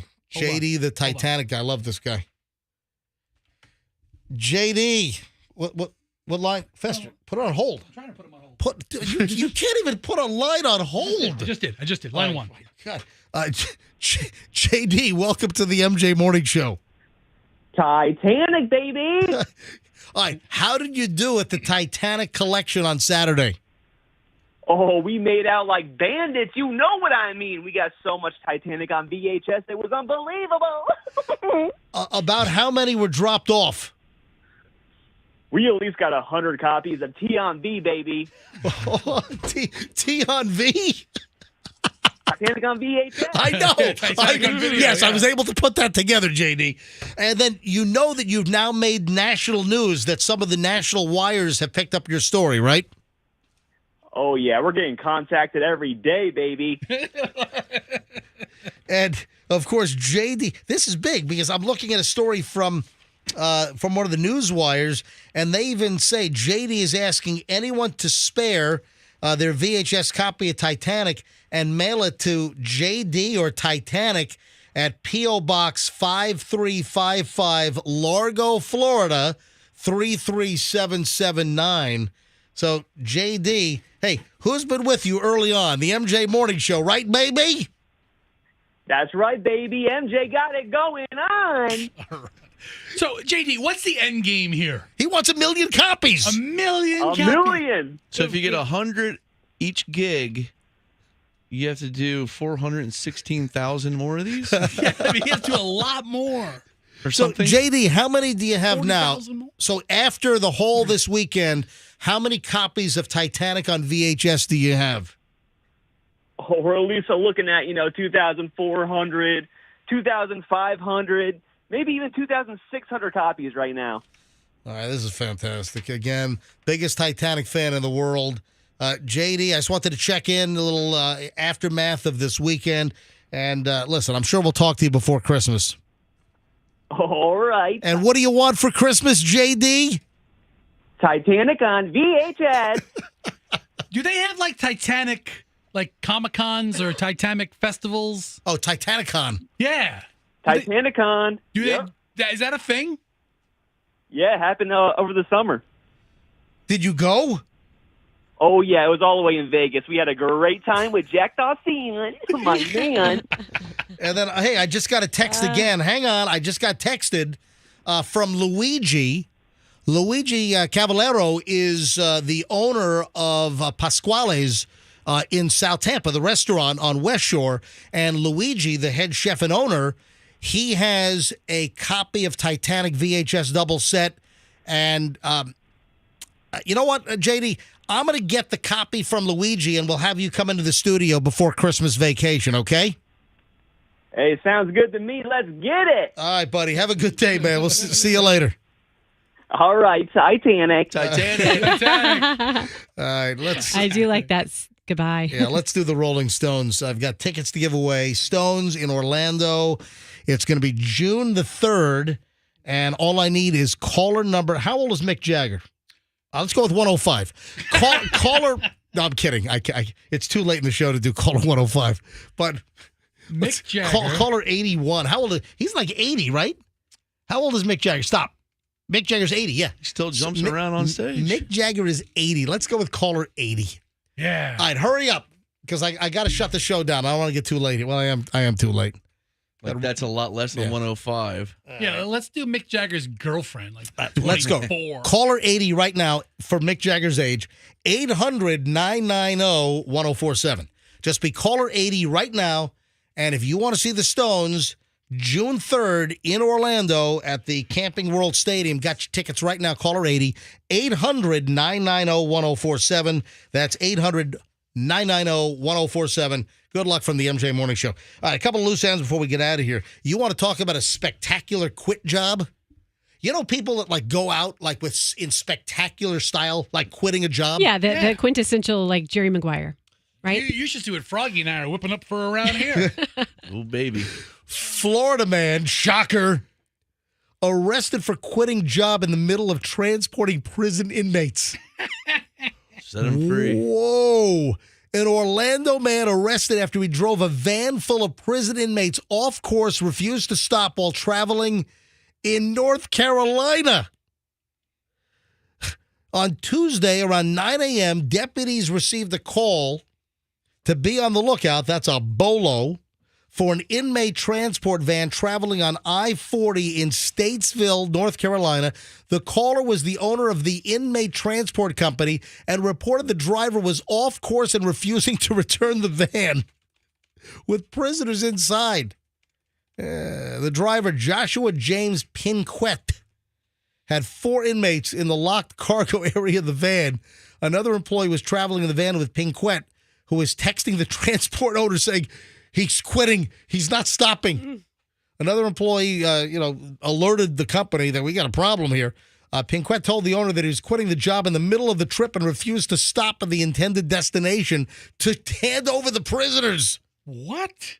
Yeah. Why did you not have like private company delivering prisoners? How about you? I'm sure they were low. I'm guessing they were like low security prisoners. I mean, it's a pretty reliable transport system until the guy does this. Deputies stopped the van on I-40 and learned that Pinquet was supposed to stop at a location in Hickory, North Carolina with the inmates, but refused to stop.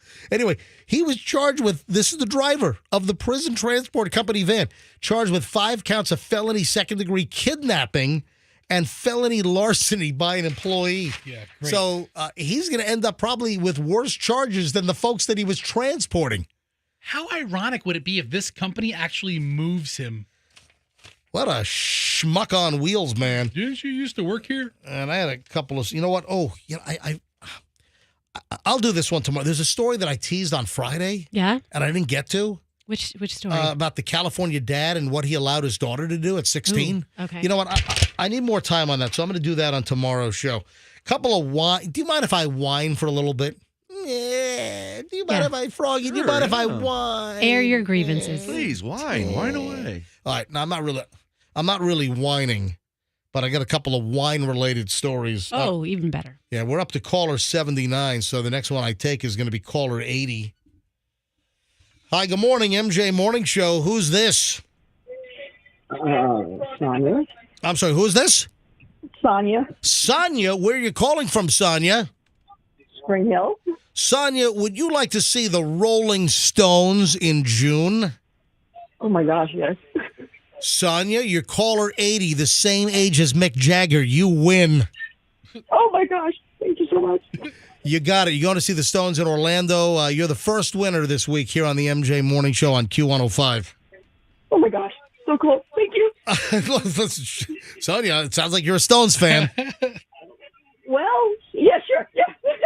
Yeah, sure. Oh, my gosh. It's so cool. All right. Sonia, congratulations. Oh, thank you. Thank you so much. Hold on. Andrew's going to get your information.